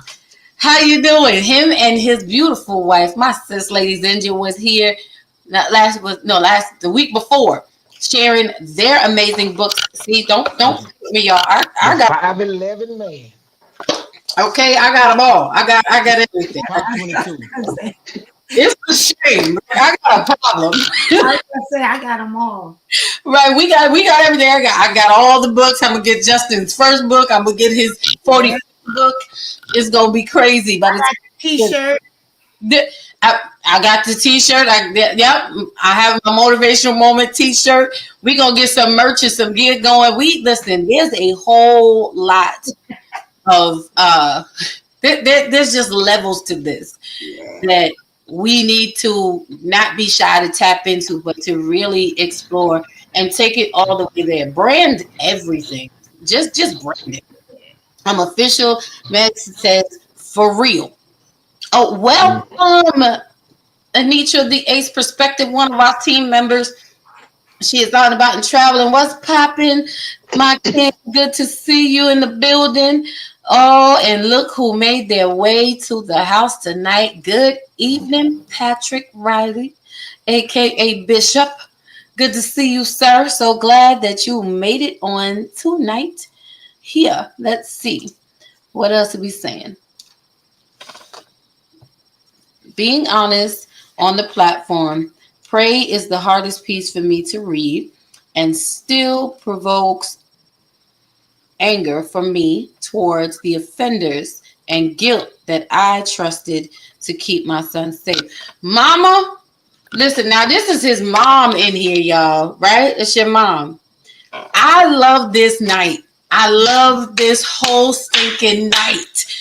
And one of the reasons why is because, Justin, to have your daughter and your mom showing up, supporting, engaging, and sharing their truth. This is so impactful and helpful to everyone. So really, I thank all of y'all and everyone that came to support Justin, but you know, your mom, your daughter, and I hope that we are hearing what is being said and we are taking it in, because when something happens to one of us, it impacts every one of us. You know, and mom, listen, we not just praying for you, but if I could just help and say this much, it is, and maybe I don't know if anybody's ever said it to you. I don't know if you need to hear it to be free, but it is not your fault. Nope. It is not your fault. It is not. And I know as a mom, I'm a mom too, and I get it. I really, really do. But it is not your fault. It is not your fault. And you did keep your son safe. You know why you kept your son safe? It's proof that because he's sitting here tonight, able to tell his story freely and share. And you are here tonight supporting. You're not letting him go through nothing alone. Life is going to happen. You know, and that's one thing, parents, because I deal with a lot of guilt with my son with different things. I really do, and I didn't want to admit it, but I realized I do, and I get it, the need to keep our kids safe. But whatever my son has gone through, good or bad, there's no indifferent with him. You know, our it's just good and bad. But I never let him go. We never let him go through it alone. We'll still show up for him when he's wrong, just as hard as we do when he's right. And whatever it is, it's like if you're wrong, you're going to take it just like you did. Like you're going to take it with your chest, just like you, whenever you did what you did, you know. And as long as we as parents are doing that, we don't condone anything. But as long as we're there still showing up, you know, then we have nothing to be guilty of because we are doing our job as life happens. So, Mom, I hope that it's an encouragement to you and that you even begin to heal in this space, that guilt is not your portion, that would begin to free itself from you, knowing that you did your best, like you did your part. You know, it was not you and it's not your fault. But I understand that, and in the mind, it's hard to separate the two, and in the heart, it's hard to separate, and in the spirit, it's hard to separate. But know that you have done a wonderful job, and it's okay to be angry, and you should be.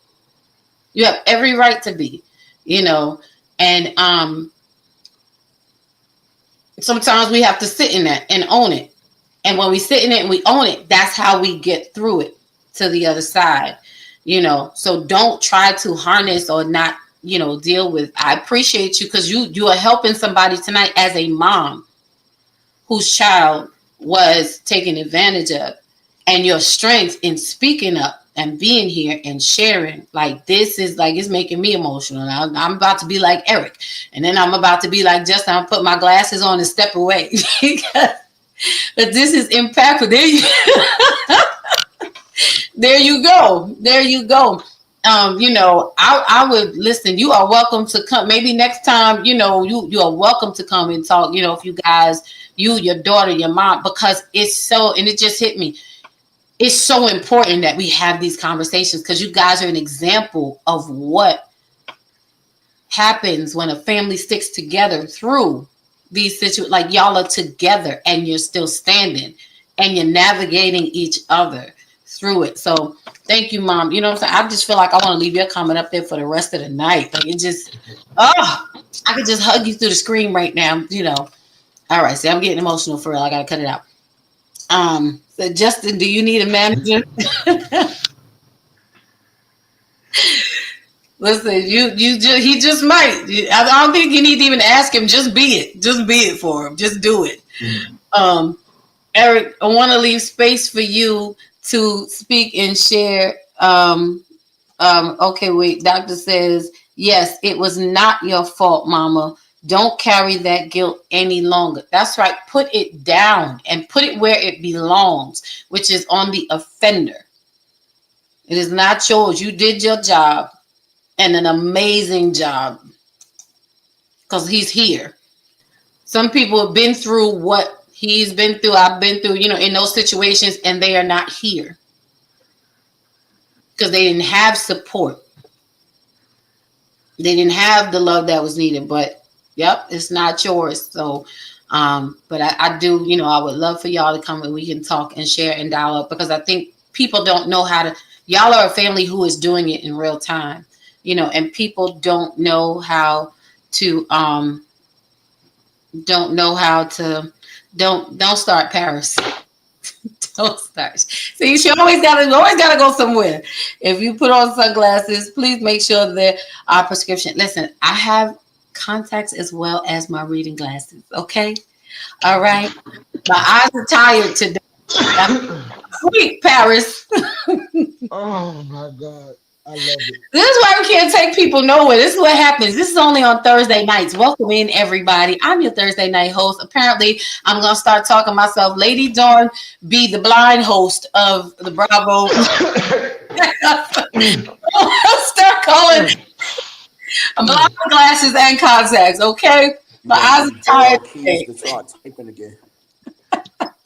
Oh, God.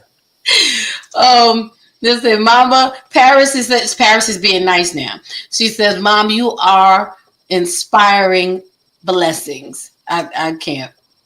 I really can't. Your daughter says, reading Pray was hard for me to read because it had me looking at my dad differently. Not in a bad way, but questioning why he held on. You, y'all. Thanks too long.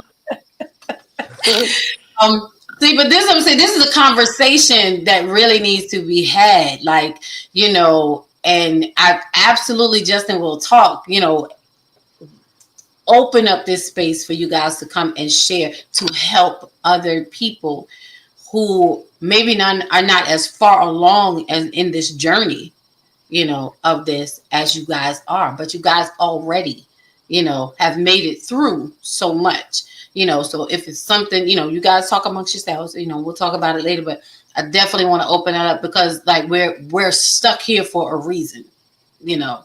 It's a reason. So I want to leave space for Sir Eric Crybaby to I'm sorry, I said that out loud. That was my outside. Yeah, like you. I realized I heard the echo afterwards. Come on, Eric. I was trying to be good.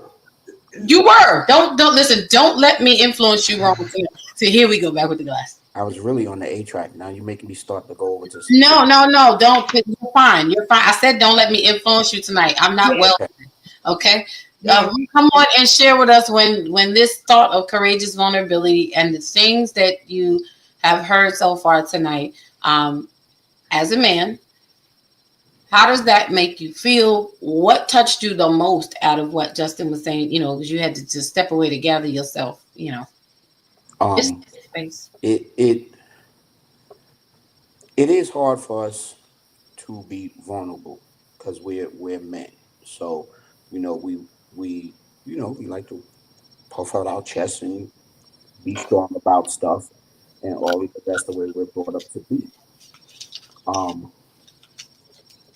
it was hard. I had to step away when Justin's daughter was talking.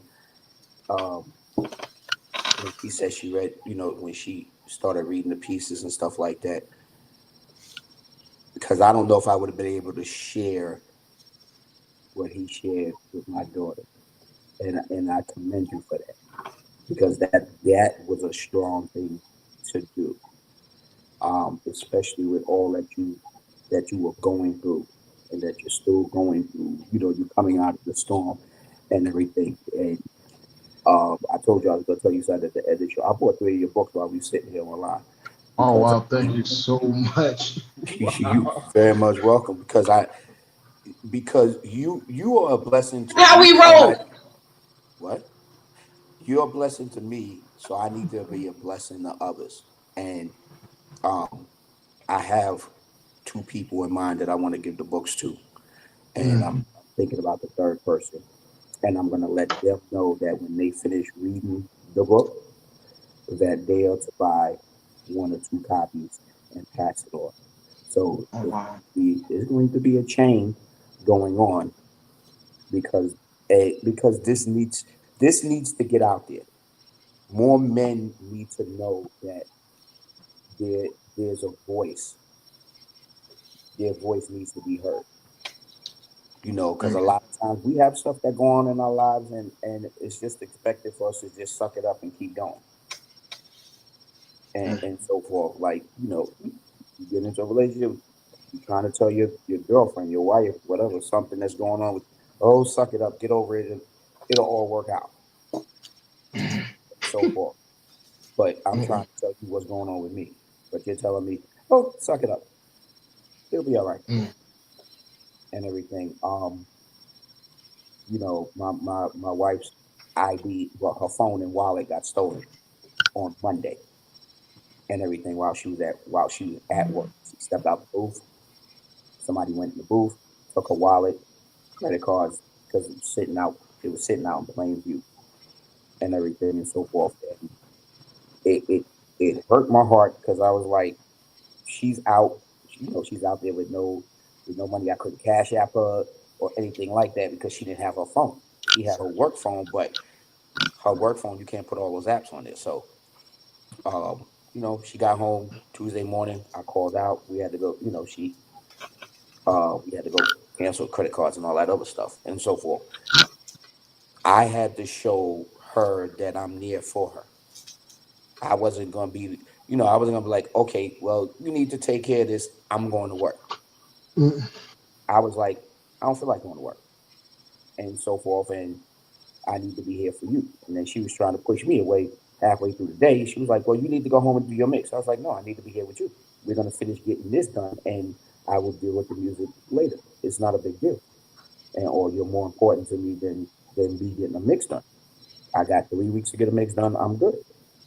So we have to be able to let our guard down and show our spouses that we can be there for them, just like sometimes not sometimes, just like they can be there for us. I can't say sometimes, because you have some women that are there for their spouses all the time. So I have to be careful with my words. And your mom should not feel guilty at all, because it was not her fault. And or we hold stuff inside of us sometimes, because of the fact that we as men, if we say something happened to us, a lot of people won't. And I said this, and I said this in a class one time. I said a lot of people won't believe if a man walked into a police station and said that he got raped by another woman. They're less likely to believe that, because it's more common for a man to rape a woman than a woman to rape a man. Because we gonna say essay. We gonna say essay instead of that word. I'm sorry. Yeah. Okay. Sexual assault. Yeah, essay. Okay.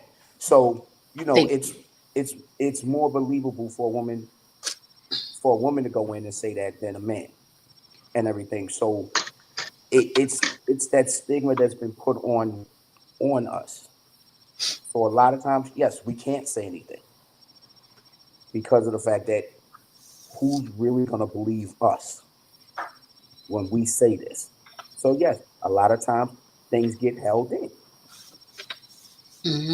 and or because it's the way that the society is set up, and that's something that's one of them barriers that need to be knocked down. Because if women are saying that and this is no pun on all women, but women are fighting for equal pay. They want to be on the same pay scale as a man. Then a man should fight for the same rights that a woman have when it comes to having something done to them. It should be looked at equally because it can be done. And also, yes, I do commend you, Justin. I commend your daughter for coming on and sharing her thoughts and feelings on it, and your mom. And yes, Dawn, you should have them back on the panel. You know. Well, thank you. You're I think welcome. It's a good idea. I think that's a great idea. You know, yeah. I'm gonna write that. Get right on that. I'm still on A track, Dawn. I'm still on A. I didn't switch over to B yet. But the track signal switcher is coming up. What time is it? It's 10 minutes to 9. We're not. We've been after dark because the two of y'all been cutting up. I can switch. You don't want me to switch? It's okay. Listen, you already know. You know how we go. So you ain't saying nothing. But everybody don't have to see that tonight. This is not that kind of night. I'm using my calm voice. I've been in my calm space. I've been very mellow. Did y'all not see that? You see, I've been very well behaved this evening. I mean, 1 or 2 slip-ups or 4, maybe. But, you know, it's Thursday. What do you want? I can't do no. It's the best I can do. It's the best I can do. But, you know, one thing I will say, thank you for that shit, Eric. One thing I will say, when we start talking about society and, you know, what the societal norms are, the issue that I'm finding these days is that it has become such an excuse and an escape to blame society for these things because we are society. We go with the flow of things. We don't have to adapt to every concept, every thought, every notion, everything, you know, and just going with the flow. And when we're silent, you know, when you give up your rights, when you don't speak up against something that you don't agree with, you may be the minority. That's fine. But say something, you know, and I get it. We are in a society that is like that. But how about this? Paris is stupid. He's starting to unravel. We all unraveling tonight. But one of the things is that, you know, we have to take ownership for what we're allowing. And I think beyond making it a gender thing, well, yes, if you're going back historically, women had to fight for rights because we did not have any. We were not given any. And yes, that we're going overboard now. And it's one of the things that pits men against women. But how about we just do it humanly? How about just as a human being? How about we take gender out of it? You know, and we are to treat each other the way that we want to be treated. If it is not okay for you to do, it should not be okay for me to do. We have to treat each other the same way, you know, respectfully, and then we can get into the gender differences. That's just my thought. You know, I had to free myself of that feeling and thought. But that's the only thing that I would, you know, just add to that as we keep in mind, because we allow a lot of things happen in society now because we've been silent. Because we did not speak up when we should have. And especially our community. We forget we might have our community, but we live in a very real world. You know, our community is a part of a greater dynamic. And us sitting there being silent, not showing up when it's time to be a part of stuff because you know that, again, that's a whole nother conversation we're gonna get into. I don't want to get into that, but I'm just saying we as people have to start treating each other as people. No, I have a 23-year-old son who's like what Jalen was 6'1", 6'2", 310, you know, and as big as he is, I tell him, you know, you don't put your hands on a woman, but you also don't allow a woman to put their hands on you. Because a lot of men do go through abusive situations and remain silent for so many reasons. And no, it's not hard to believe that a little 5'1" woman is beating on a man that is 6'2". Why? Because he was told not to hit back, not to defend himself, so she could pick him up with no problem. And then he one time responds as a human being, because response and reaction has no gender. It's human based. If you forgot I was a man, not that I am, but I'm saying if you forgot that I was a man, then why do you want me to remember that you're a woman? You know, this is what I tell my sisters and my ladies. Like, if you don't want, I grew up with two brothers who, like, I'm like, yeah, we had to learn how to fight, you know, and you had to learn how to deal with a man, because one day a man could be in your face. What you gonna do? Like, you have to learn how to defend yourself, but not assault and instigate. And then don't take advantage of the fact that, so it's like, ladies, if you put your hands on a man, you better be ready to have hands put back on you, unfortunately, you know, because they can't, you better remember he's a man before you take your hands out your pockets. Otherwise, he's going to remind you, we are not the same, you know. So we have to be, and it all speaks to making it safe for men to share. Ladies, don't put them in positions where they have to defend themselves, because the war that goes on within y'all, you better be glad that they can click, you know, they can click quickly and remember, you know what I'm saying? Like, oh, let me not, that's, you know, just like with anybody. So men do have a lot to, I want to say, kind of, a lot to fight for in being respected as such and being allowed to be human beings. Your daughter says, reading Pray helped me understand why my dad is so overprotective of my sisters. And it also helped me find my voice despite what the Black community and the church say about sweeping it under the rug. Girl, listen.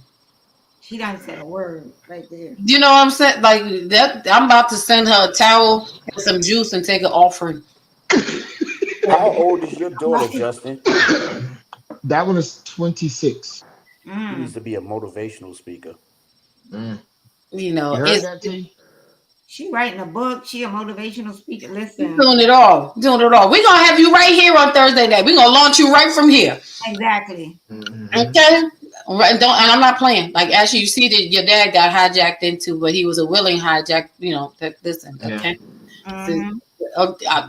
We lock you down. Okay, we don't let people go. Y'all come in with family, and that's it. You just stuck here, one way in, no way out. It's just what it is. So welcome into the fold. You know, but it's true. You know, we have to stop sweeping. I'm like, look, get rid of the daggone rug. Just get rid of the whole rug. The whole rug. The whole thing. Why do we need it? If you're not doing, you shouldn't have anything that you need to sweep under the rug to begin with. How about we start there? How about that? You know, and again, it speaks to the example of you as a father, as a man, and the way your daughters view how you handled, how you navigated, what they pulled from it. You know, I would think, and don't tell your father I said this, okay? So we just know he's not there.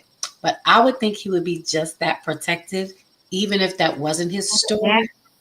I just think that because it is his story, it just adds a little more fuel to it. But that's between me and you. We're not going to tell him. We're just going to act like that's our conversation. I'm just saying. But so now that we're back to the program, yes, I could understand why that would add to him being overprotective of you and your sisters, you know. And it's beautiful that it helped you to find your voice. He made it comfortable for you to speak up when there is injustice, you know, and that's how we should all feel so safe to do so. I'm sorry. Paris says, but I agree But I agree, equality across the board, and absolutely, absolutely. When you start treating a man like a person, he'll start treating you better. Let him know that just like we want to be seen, men need to be seen too. I understand. You have feelings. It should be equal. She said if we took gender out, the powers behind the scenes would lose control. I'm just saying. The word is for everyone. His rules are for everyone. I'm sorry, the comment skipped. The devil is busy. I'm just saying. Listen, everybody busy. You're crazy. Starting to rub off on Dawn. She's having side conversations. It's important that we have side conversations. Y'all don't even know. That's a whole nother show about his crazy, but that's another story for another time. Wow.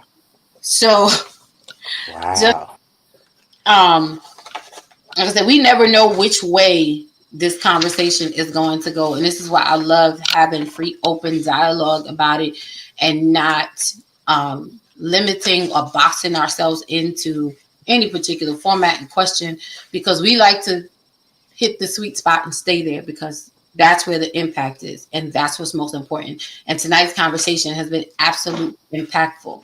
I want to share this before I'll put it back to you to share a piece of pray if you want, or however you want to, whatever else you want to lend to the conversation tonight. For me, one of the pieces that I was reading that got me was simple, or simply simple. Simple, yeah. Simple, right. Okay, I want to make sure I was saying it right, because I got to respect the writer.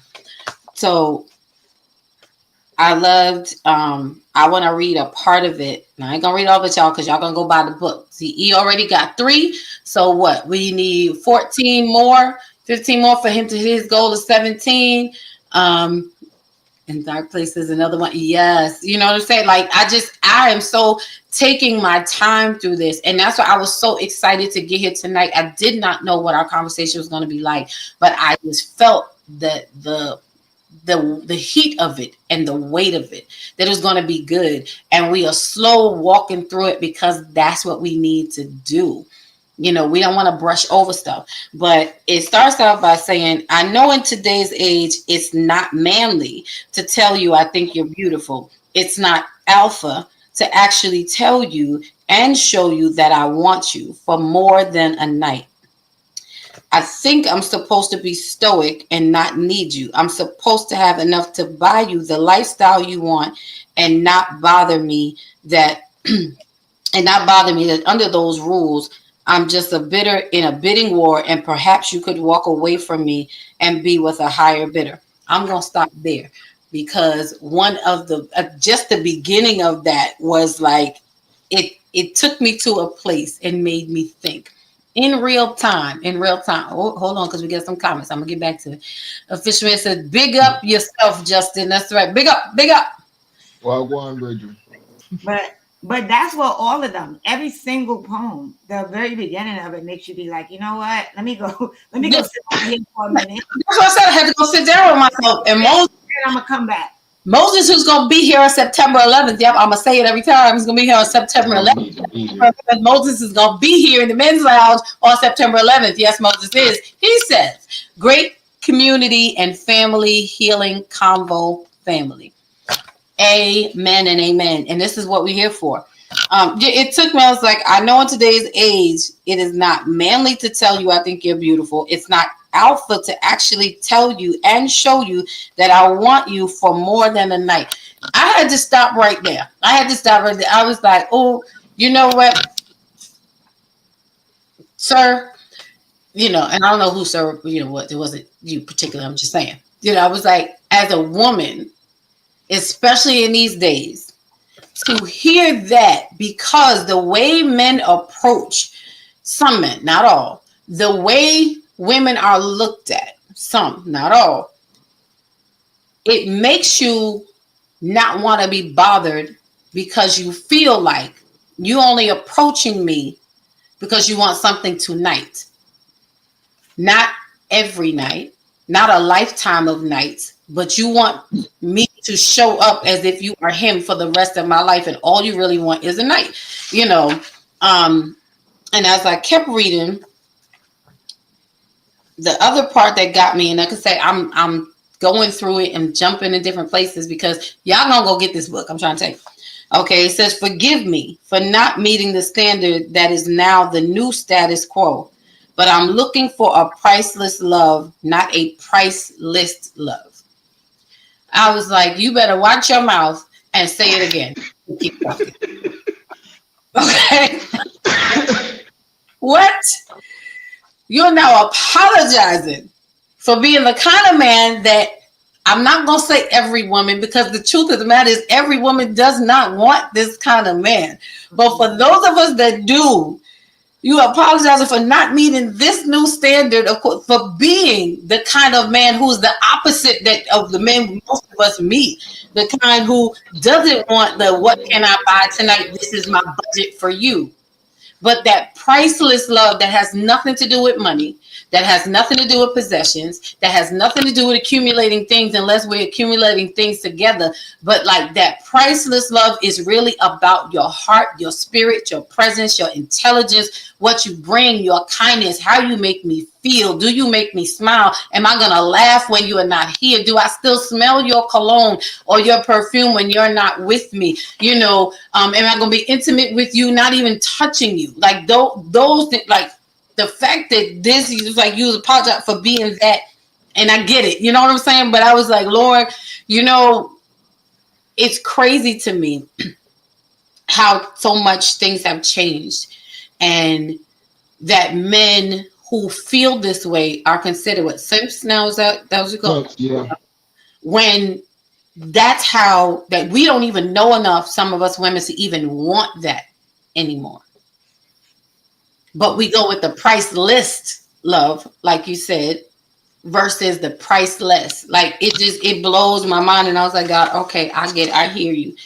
And the first question that you asked in this piece, and I'm telling y'all, go get the book. Go get the book. That's right. Tell him what he said. Moses, you have been summoned. Do I need to say it anymore? I think I said, I don't think y'all get it, right? Okay. 9/11, Moses is coming. Moses is coming on 9/11 for the men's lounge on 9/11. You have been summoned, sir. But the first question behind it, and like I said, I don't want to read the whole thing because I really want y'all to go get this book because you need to read it for yourself. But this was a poem and a piece that really speaks to where I'm at in my life now, you know, and it actually was encouraging for me. It actually helped me to settle myself to accept. It's hard. Okay.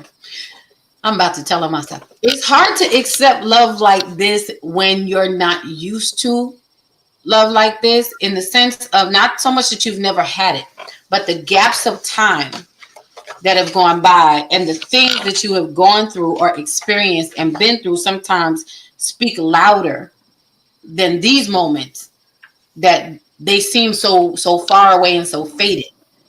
And to think that in today's time, you don't find people really wanting that anymore, yet there are people who really still want that, you know. So it was an encouragement to me. And I had to really stop and say, like, wow, God, you really are still making men who still want to be this kind of man.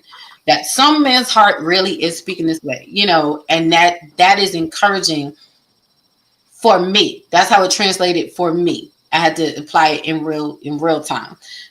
But you asked the question of what do you think about the idea that expressing genuine emotions and feelings in a relationship is considered unmanly in today's society?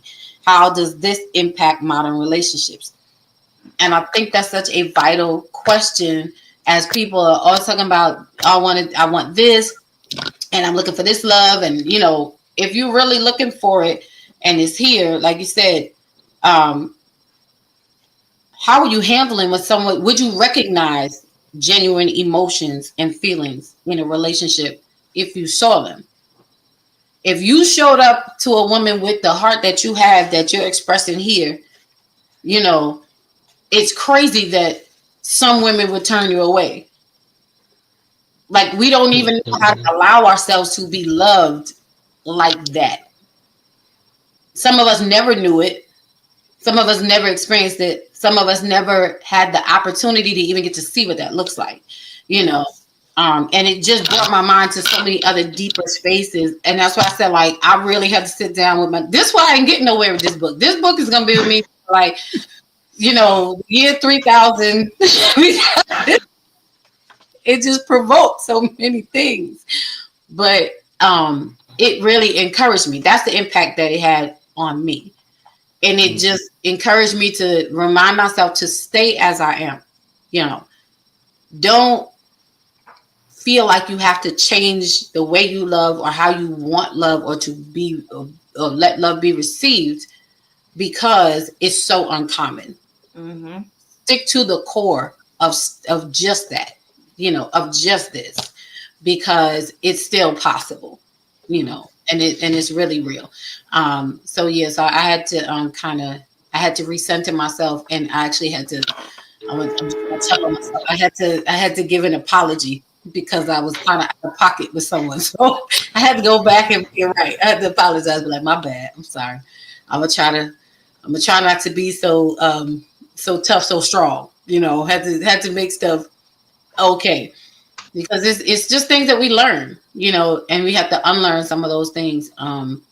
But y'all need to go get this book. Your mom found the app that you were talking about. She said the app that Justin is talking about, that his sister Camry, who is a therapist. Oh, sis, come on here too. Launching soon, is called Deeply. That's what's up. It is not yet available for the public, but will be very soon. All right, now listen, y'all. The app is coming. And he shared about earlier. So make sure that you stay in touch with Justin so that if you need that app, you can get it. And I think everyone should have it anyway. Let's support what is going on. These are the tools that we need, even if it's not for you. Get the app, download it so that you can share it with somebody else, because you never know who you're going to come across that might be in that situation. Paris said, who is Moses? I only know the one who is in the Bible. Help us catch up. Well, Paris, you are going to have to go back. Moses is coming on to be our spotlighted guest. Just the men's lounge, because I can't tonight, because I can't. Look, Eric the Kurdish back. You know, where does Paris do her stand-up at? Because I gotta go. Stand up right here every Thursday night at 7 p.m. She also does it in church on Sundays with me. She also does it at any events that we are out, church related and otherwise. And she also does a personal show for me in my text messaging and my messages. If you would like to be on Paris's comedy list, please reach out. I will get you the information. She's gonna open when we take No, that's okay. I'm good. Right, when we take Thursday nights on the road, she's gonna be opening. That's exactly that. No, Moses will be here. He is an amazing. I mean, how do you describe Moses? Moses is. He's an experience. Yeah, it's not just poetry. It is so much like the way he makes me feel really good about my book and the poetry that I do.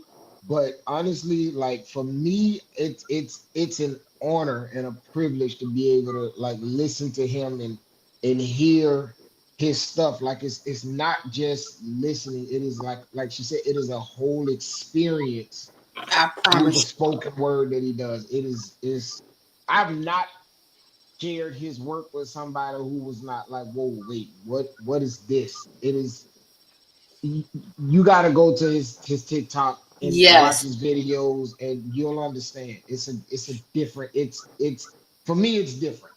Yes, I enjoy it. I enjoy everything he's put out. I'm not saying that because, like, I'm not just saying there's not a piece on his page that is not my favorite piece. I can say everything on his page is my favorite piece, and I would not be telling you a story. I am absolutely in agreement. I am addicted, and I am a fan. I think I'm going to be right after your fan club. that you know I'm presiding for you.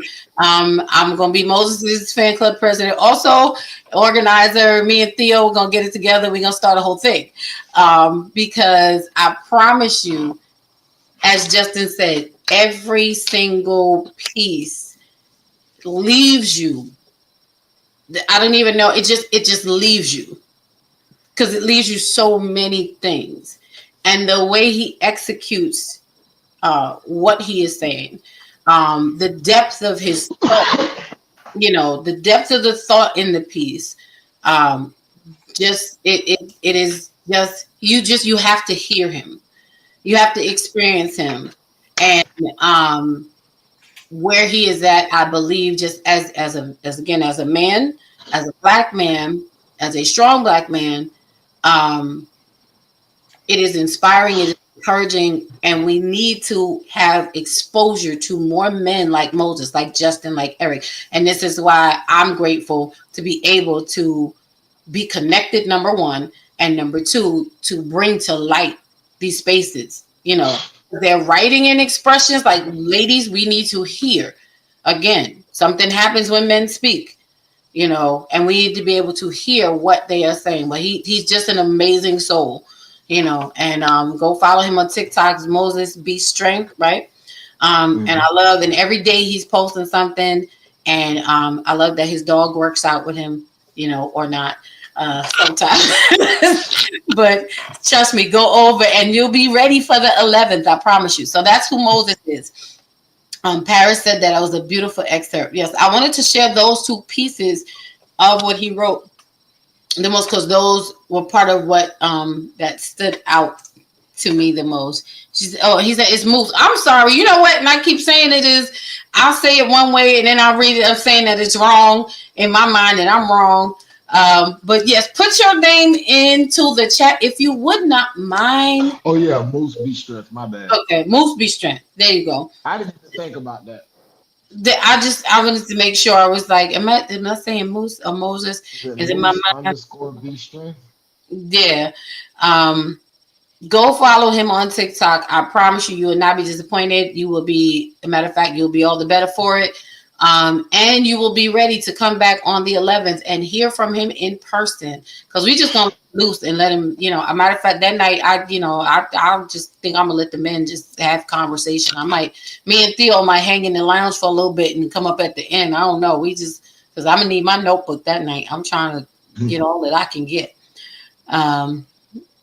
No, we're not, sir. No, we are not. Hold. Paris says, I'm sorry, I'll behave moving forward. I will try, but if you bring on a Noah to the platform, I'm done and will probably land. I'm going to bring. What is wrong with her? Nothing is wrong with her. That's the whole. There's something wrong. No, nothing is wrong. That's what I'm going to tell you. Nothing is wrong. That's what's wrong. That there's nothing wrong. That this is just what it is. Welcome to Thursday nights, y'all. Welcome. Listen, where else can you get this type of tomfoolery and shenanigans? I don't know. Me and her gonna fight. I'm gonna get a Rock'em Sock'em robot set, and me and her gonna fight. No, we're not. I'm gonna finish with these comments, because he did not just go back to when we were 4 years old. I am not playing with you. Because I am not gonna put my hands on a woman. But that Rock'em Sock'em robot. Moose says y'all are giving too much credit, family. No, we're not, sir. Maybe you haven't. Okay, so let me say this, because we got on Justin earlier. Until you've experienced you from the outside, do not say we're giving you too much credit. It is not fair. And if we don't give you credit, who's going to give you the credit? Because we know. So we're only speaking the truth that we see. We're only speaking the truth that we've experienced. And know that you are effective, again, to those you are called to. That's the whole thing. You're impactful, And so we have to give honor where honor is due. And again, I am all woman, but I am team man. I love when our brothers and our men start speaking and sharing. And I wish more of us. I know it's not going to start off with a whole bunch of women, but I always say Jesus took 12 and took over the world. So we don't need large numbers to be impactful as women, but those who are called, who are willing to sit and to listen and to hear, it's up to us to take back what we learn and what we get, so that we can be infectious from the inside to our sisters, so that it helps breed change. So, no, we thank you for being you, sir. Okay, that's what we do. That a very fluid man, a very flawed man who is human. That's okay. We all that. Now we don't want you to think we not saying that there's no such thing as perfection. However, your humanity is amazing. Perfect imperfection. Exactly. It is amazing. So please keep being very flawed and human, because that's effective. Appreciate that. Paris said, okay, I sacrificed and got the book. Justin, when is the book signing? All right. See, Paris. What do you mean she sacrificed and got the book? We not fight. You and Paris fight offline. Okay. Moose said, Justin, you are a blessing, brother, and I thank you for your love, brother. See, I love this. It's what's necessary. Nah, he said, nah, you Moses in your long cloth. That's it. So now you're just gonna have to be Moses. he know. I'm sorry, but I'm not saying. It might be befitting. I don't know. It's something about it. That's when I see you. I see Moses. That's all I'm saying. That's right. Okay, he said everyone says Moses, so I might just click. Thank you. I appreciate you. I really do. What else we got? I'm gonna have to get that loincloth. Yes, get the loincloth, please. Yes, do the whole outfit. See, everyone is in agreement. Where else do you get this kind of, again, this tomfoolery only on Thursday night? What's the date? Let me tell them. It's 9/11 on 9/11. In case you didn't know, it's 9/11. He will be here, and I am excited. And I know that it's going to be a great conversation at the panel. Paris says, Eric, I love me, don't hurt me. I'm a work in progress. I'll never claim sanity. Well, you're in the right place, because where else can you get this? Where else can you get this kind of conversation? God, she needs to be your opening act for your day party. We're gonna make sure Paris is the opening act for the book signing, for the book launch. That's what we're gonna do. But it has been an amazing night, an amazing conversation. Y'all know I can stay here all night long. I don't care, because I love it. But because I don't want to hold y'all hostage at the same time. But I do want to give Justin space to share a piece of pray if you want to, or however you want to share, because we are going to, obviously, it's meant for you to come back. Obviously, it is meant for you to share more. Obviously, it is meant, and I'm really serious. We're going to talk about, for the timing to be right, for you and your family to come and share for as much as you would like to, because I really believe that that's a conversation that needs to be had and addressed. And you can help people navigate for as much as you guys have navigated, for as much as you guys feel comfortable sharing. But these are the hard conversations that we definitely have to start having, because some people are out here going through it and being quiet about it and suffering through it because they don't know what to do. They don't know that it will get better. They don't know that you can still stand after this, So I'm going to leave it in your hands, and then we'll come back and have some final comments. So before I read a piece of pray, I've been praying on it since it happened, but I gotta say this, not only to my mom, but to any mom who is experiencing this. It is not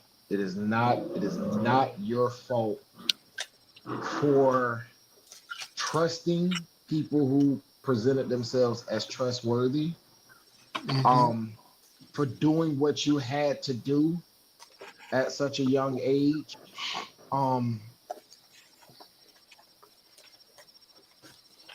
for my mom in particular,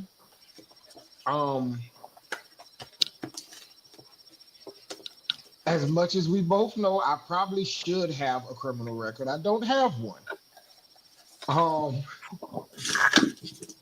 As much as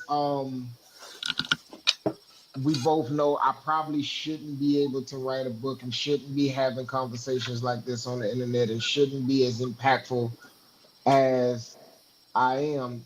You are, without question, who God used to put me in this place. Anybody else got access to me because of you. And so please, please, please, my mother and any other mother who has had an experience, don't allow the enemy to hold that over your head. Even and even if you do have a child that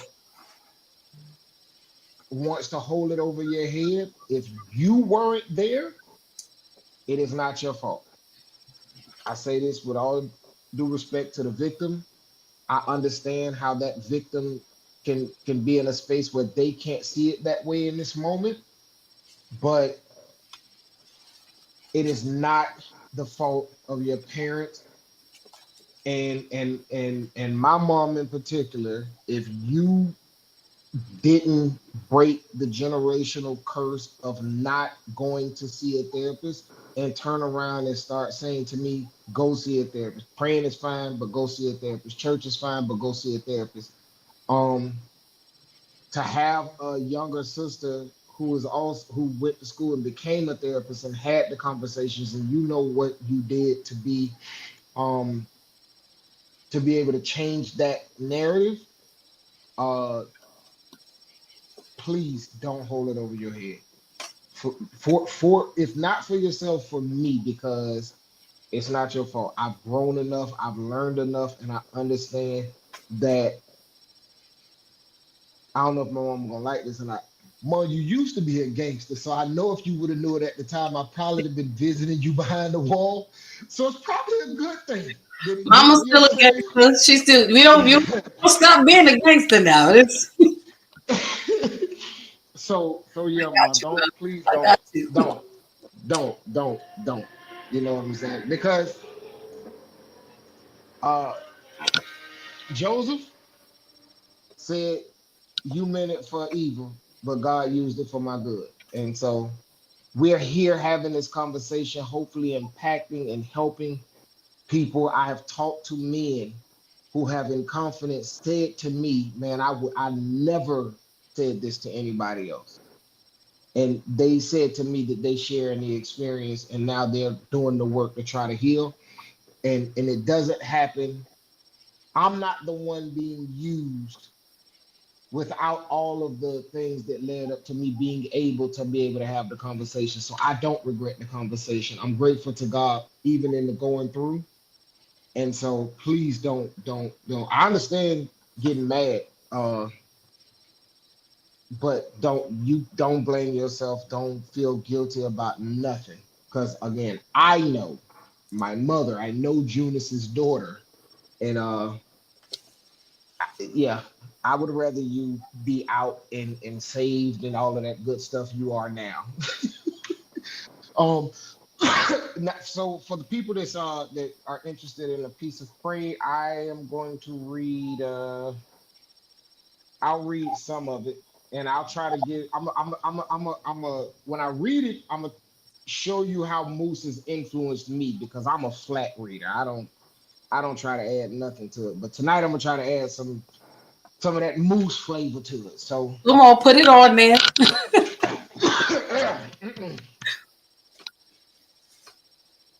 I ain't even got no usher to go get me no more water. God no. Okay, Prey, Prey. He was so young, so young and naive. He didn't even know what was going on. He was still being taught addition and subtraction, but he knew that what was happening to him didn't add up. And he couldn't possibly have understood how much what was happening would subtract from his life. He had no idea that what was happening at that age. He had no idea what was happening at that age, but she told him it was fun. In retrospect, given his age, it's impossible to understand how she could have even gotten anything out of it. He said that she said it felt good, but how? She was 8 years older than him. He said it happened repeatedly for years. And he remembers when he was 2 or maybe even 3 years older from the time it all started. And he decided he would tell her he wanted to be on top. He couldn't remember why he did that. Not even old enough to complete the task or even know that there's a task to be completed. He's ignorantly accepting this as okay. And I'm gonna stop there. And what I want to say about that part that I read in particular, breaking this gender wall down that we was talking about, one of the things that I realized in my life is how that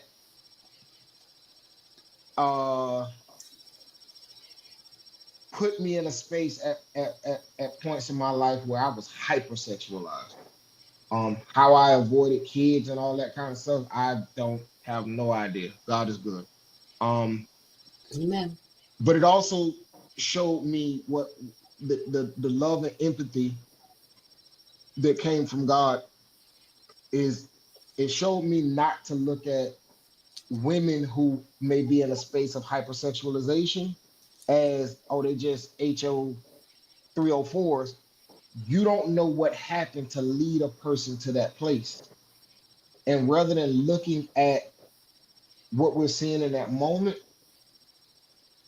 maybe you want to do a background and find out what's happening. And maybe these young people, the young men and young women, need help. They need not just prayer, but a conversation. They need a safe space to be able to say what is being said in this piece, because I'm going to be vulnerable right now. If I didn't just decide to, I want to say it the right way. If God didn't decide to allow me to put this out there, the enemy had already put in my mind, next time, make sure you complete the task. And if you understand what I'm saying, like, that's what that is. And so this safe space was created out of necessity. This conversation, these poems, and sharing this stuff was created out of necessity because these things ate me alive for years. And I have made the decisions that a lot of young men have made that landed them in prison for the rest of their lives at a young age. If it wasn't for a mother that cared for me, I didn't care anything about high school. I didn't care anything about college. I've lived a life and was told at a very young age repeatedly for years that I would be unalive or in prison for the rest of my life by the age of 15. So anything past the age of 15, God has been good to me. I'm 40. I'll be 41 in 2 months. And so I just want people to know that, like, what we say to our young people, a phrase as simple as "you'll be unalived or in prison by 15," all these years later, that rings in my ears. I will never forget when I turned 30 years old, I cried like a baby because God, I'm like, Lord, they said 15 and you threw another 15 on there. You know what I'm saying? And so we got to be careful. We got to be careful what we're saying to our young people. We got to be careful about how we're approaching these behaviors, because we do live in a culture that promotes the 304 behavior, that promotes the promiscuous behavior in men, and then turn around and look at them crazy for living it. And somebody has to say it's okay to not live that way and be an example of it. And I pray God that I thank God that I'm around men and in the presence of men that are doing that. And so, yes, for my mother and any other mother out there that you're doing your best, you are up against a hell of an enemy. Even if you have a son that didn't skip out on prison time or whatever, that don't mean you didn't do your job. Because believe me, I you know how in church we testify to and say, I don't know where I would be without the Lord. I got a pretty good idea because I know the thoughts that have gone through my head. I know that, you know, I've had some thoughts go through my head that would have made national news had there not been a solid upbringing and the spirit of Christ working in me. And despite all of my heathenism, I do believe Christ works in me. And I believe he holds me down, and I believe he keeps me grounded. And so I just want to say that to my mother and to any other mother out there and to anybody out there, like, you are doing your best. And your best is never the bare minimum. That's never the bare minimum. You're doing your best. I love my mom. I appreciate my mom. I'm grateful and have so much gratitude for my mom, because even the circumstances that she had me under, many other people would have got rid of it. She didn't. And so I'm literally sitting here by the grace of God and because of a decision she made. And I refuse to hold over your head absolutely anything. I refuse to let you hold over your head absolutely anything as it relates to me. And that's what I have to say. Well, it's hard to come behind that and say anything at all. And I believe this is a very necessary conversation. So I want to give thanks to you, first of all. And second of all, we're going to let that breathe for a moment. But I know Coach Theo has something. So I want her to give her final thoughts and comments. And then I want Eric to come and give his final thoughts and comments. And you guys in the chat, I want to say I appreciate you all so much for coming in. I hope that you, again, if you don't mind, if you haven't already, hit that thumbs up button. Subscribe to the channel. Join the network. Y'all are already family.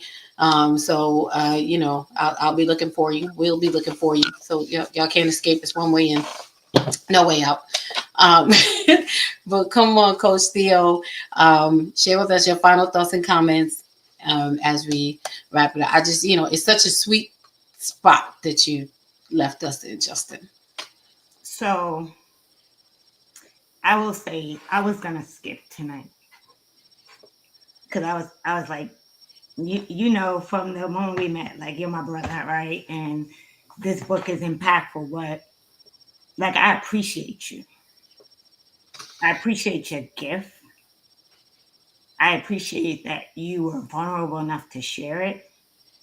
But I appreciate that you trust me with the poems that you haven't even published yet.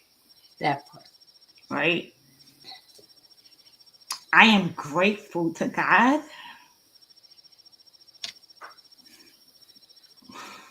that you're still here.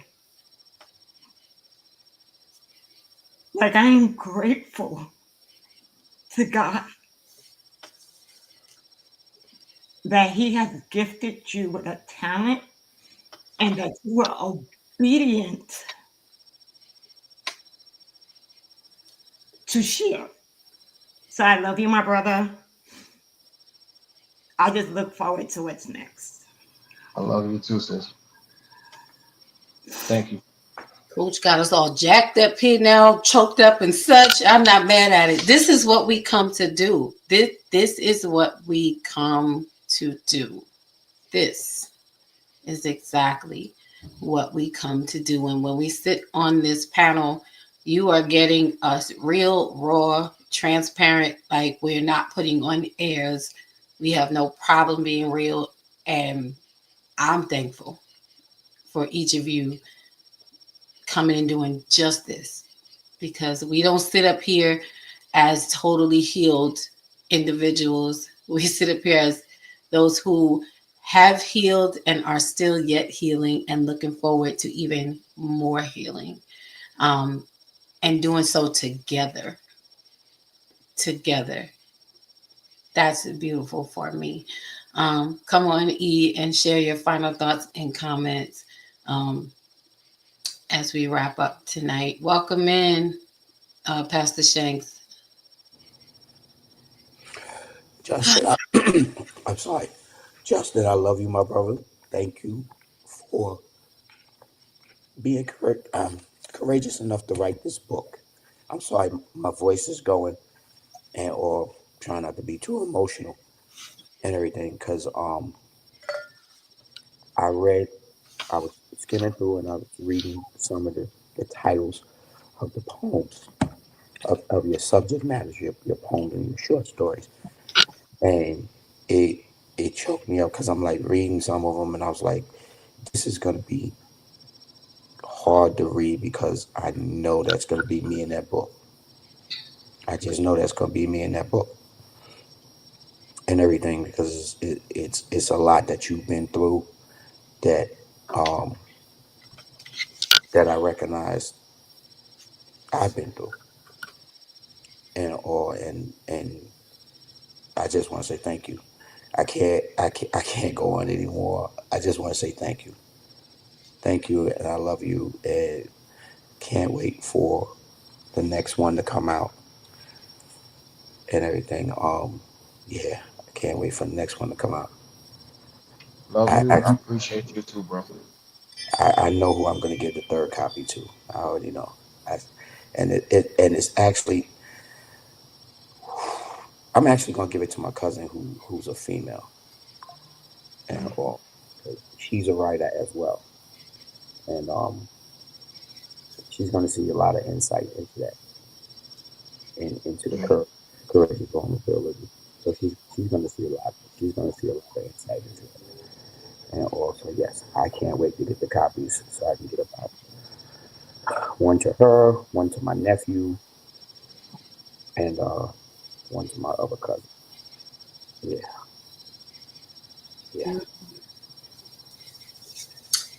Well, this has been amazing. See, now I was gonna go left with the tomfoolery in the midst of our moment, because as Eric was sharing, all I heard was, I'm not gonna do it. No, yep, right. I'm gonna do it. No, go ahead. I'm gonna do it. He said, "Who is it?" Eddie Murphy said, "I can't." You said you can't go on. I said, "Can't go on. I can't go." You remember the line in there? I can't. See, you don't make Justin black out again. I didn't do that. You did that. No, but seriously. Justin black out again. But seriously, no, it has been an amazing night, an amazing conversation. I'm glad we took a slow walk through it. And these are the moments that we come to have in our after dark conversations.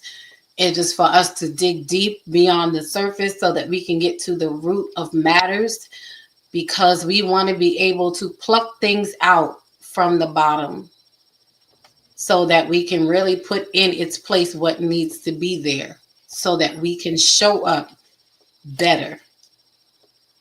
So that we show up better. Number one, for ourselves. As Justin shared the book, he talked about, and when he was talking about, when I asked him why did he write it, where did it come from, as he emptied himself out, it took the weights off of him and things that he's carrying so that he is free now. He may not be free of all things, but he is free of many things that he probably didn't even and we can all relate to this. Some things we don't even know how we started carrying this burden. Some things we don't even know how we started carrying this weight, where this struggle even came from. Some stuff we're carrying doesn't even belong to us. But when we take the time, these moments, to free ourselves of them, we got to look at it and we got to accept it. Number one, that it's there. We have to acknowledge what it is. And then we have to make the decision, what are we going to do with it? Am I going to allow myself to free myself, not wait for anybody else to rescue me, but I have to do it? And that's where Coach Theo has her company healing is a choice, you know, and we have to make that choice to get on that journey, you know. So of course, as always, Paris says, thank you for tonight, fam. Love y'all. We love you too, Paris. And hopefully she'll be back on this side of the panel real soon too. But I do want to thank everyone on tonight. There was no better way to wrap up the month of August. This entire month we've had After Dark conversation. So I hope you will continue to tune in and look out for not just the After Dark conversations, but we have the Men's Lounge coming up. When? On September 11th, right? Okay. And we have who? Moose Moses coming in. Okay. He's going to add to all both of them. right, all both of them. We have him coming in with the Men's Lounge to share that night, along with Justin, along with Sir Eric, along with Mr. Rockology, and I'm going to try to pull in a few of our other good men. I don't want to add too many men on the panel just to have a bunch of men on the panel, but I want to make it so that we have the right men in the place to share on whatever needs to be shared next month. But I'm really grateful. And if it's just Eric, Justin, and Moose Moses, then guess what? Well, first of all, it's going to be, that's what we really need, to be honest, because y'all a lot on your own. Like it's heavy hitting. It might be too much for us to take. But tune in for September. Is going to be another amazing month. I truly appreciate each and every one of you for hanging in there, for staying with us, for watching. I love my Thursday night squad. Like I can't even tell y'all how much. And I pray one day God allows me to show you all in a tangible way, really just how much you mean to me, for your pours, for your shares, for your time, for your energy, for what you bring to this space, and most of all, what we do here to help others and each other. Because we family for real. So tune in, y'all. I think next week we're going to kick off September. I know we kind of talked about it a little bit. And, you know, I'm going to throw her out there because, you know, that's what we do. But I think we're going to lead off with Coach Theo next Thursday, sharing about her journey on healing is a choice. It was something she said last week. I got to go find my note that just kicked off a whole nother thing. But who better to help get us straight? And it's not just about healing, but there's so many things and layers. You know, we never know which way our conversations are going to go. But one thing for sure, you're going to learn something, you're going to lean in on something, and you're going to get lots of tomfoolery and shenanigans. That much I can tell you for sure. So make sure you like the channel. To all of our first-time guests, y'all are not guests. Y'all were guests when you came in, your family now. So we'll be looking for you. Hit that subscribe button. Hit that thumbs up button. We love you. We appreciate you, and we cannot wait to see you again. Stay tuned for next week. I love y'all. Have an amazing night. We are out, y'all.